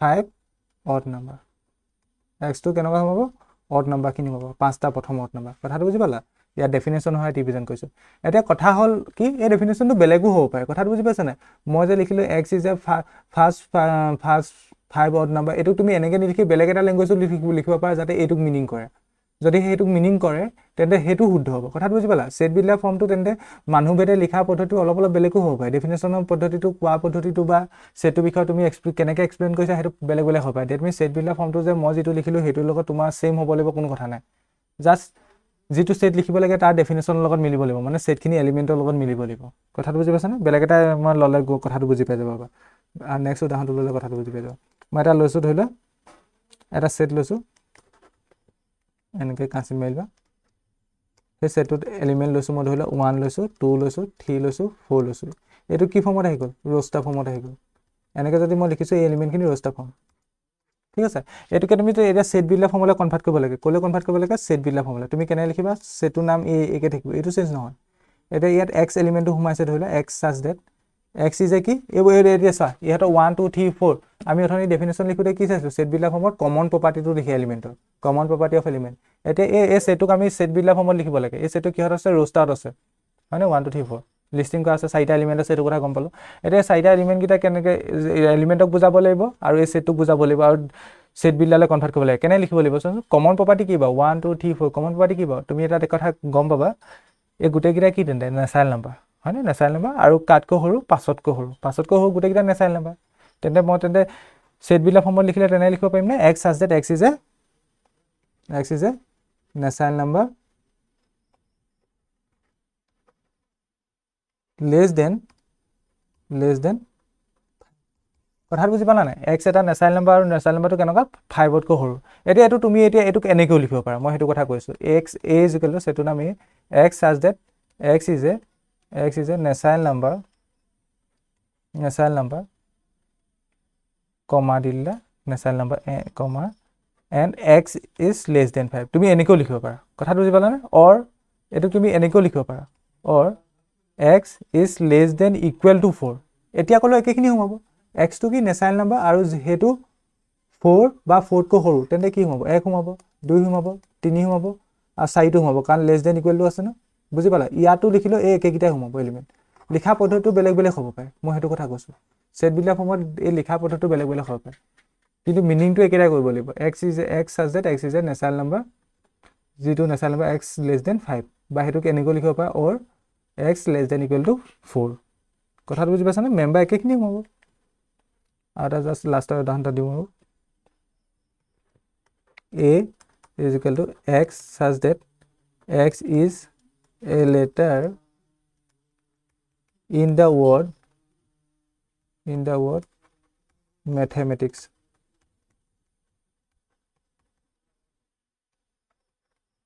এটো কিহত আছে বাৰু এটো সেট বিনা ফৰ্মত আছে কাৰণ ইয়াৰ ডেফিনেশনটো লিখা আছে এতিয়া যদি এটো ক্ৰস্টা ফৰ্মলৈ কনভাৰ্ট কৰা কেনেকৈ হ'ব এতিয়া পঢ়িছো আৰু x a নামৰ সেটত x এলিমেন্ট খিনি হ'ব x কেনেকুৱা a ৱৰ্ডটোত থকা লেটাৰ খিনি লিখি দিব পাৰিবা ধুনীয়াকৈ m আহিব নেক্সট কি আহিব a আহিব নেক্সট কি আহিব t আহিব নেক্সট কি আহিব s আহিব নেক্সট কি আহিব e আহিব নেক্সট কি আহিব m আহিব নে এতিয়া m এতিয়া আকো নাহে কেলে নাহে বাৰু কাৰণ সেট এটাত একেখিনি এলিমেন্ট m ৰিপিট নহয় এতিয়া m টো আকৌ নিলিখো ঠিক তেনেকৈ a টো আহিব নে a টো নাহে কাৰণ আগত লিখিলা না নেক্সট t টো নাহে আগত লিখিলা নেক্সট i টো আহিব i টো আগত লিখা নাই নেক্সট c টো আহিব নেক্সট s টো আহিব কথাটো বুজি পালা নে ওপৰটো কি তেন্তে এইটো ওপৰটো কি সেট বিল্ডাৰ ফৰ্মত আছে সেট বিল্ডাৰ লিখি লবা ধুনীয়াকৈ নোট কৰি লবা ফৰ্ম তলটো কি ফৰ্মত আছে তেন্তে ৰোস্টাৰ ফৰ্মত আছে কথাটো বুজি পালা কিন্তু সেট একেটা এইটো ওপৰটো সেট বিল্ডাৰ ফৰ্মত লিখি দিছিলে আমি তাক কলৈ কনভাৰ্ট কৰিলো ৰোস্টাৰ ফৰ্মলৈ কনভাৰ্ট কৰিলো তেন্তে ইমানখিনি থিয়ৰি আছিলে এক্সাৰসাইজ 1.1 লৈকে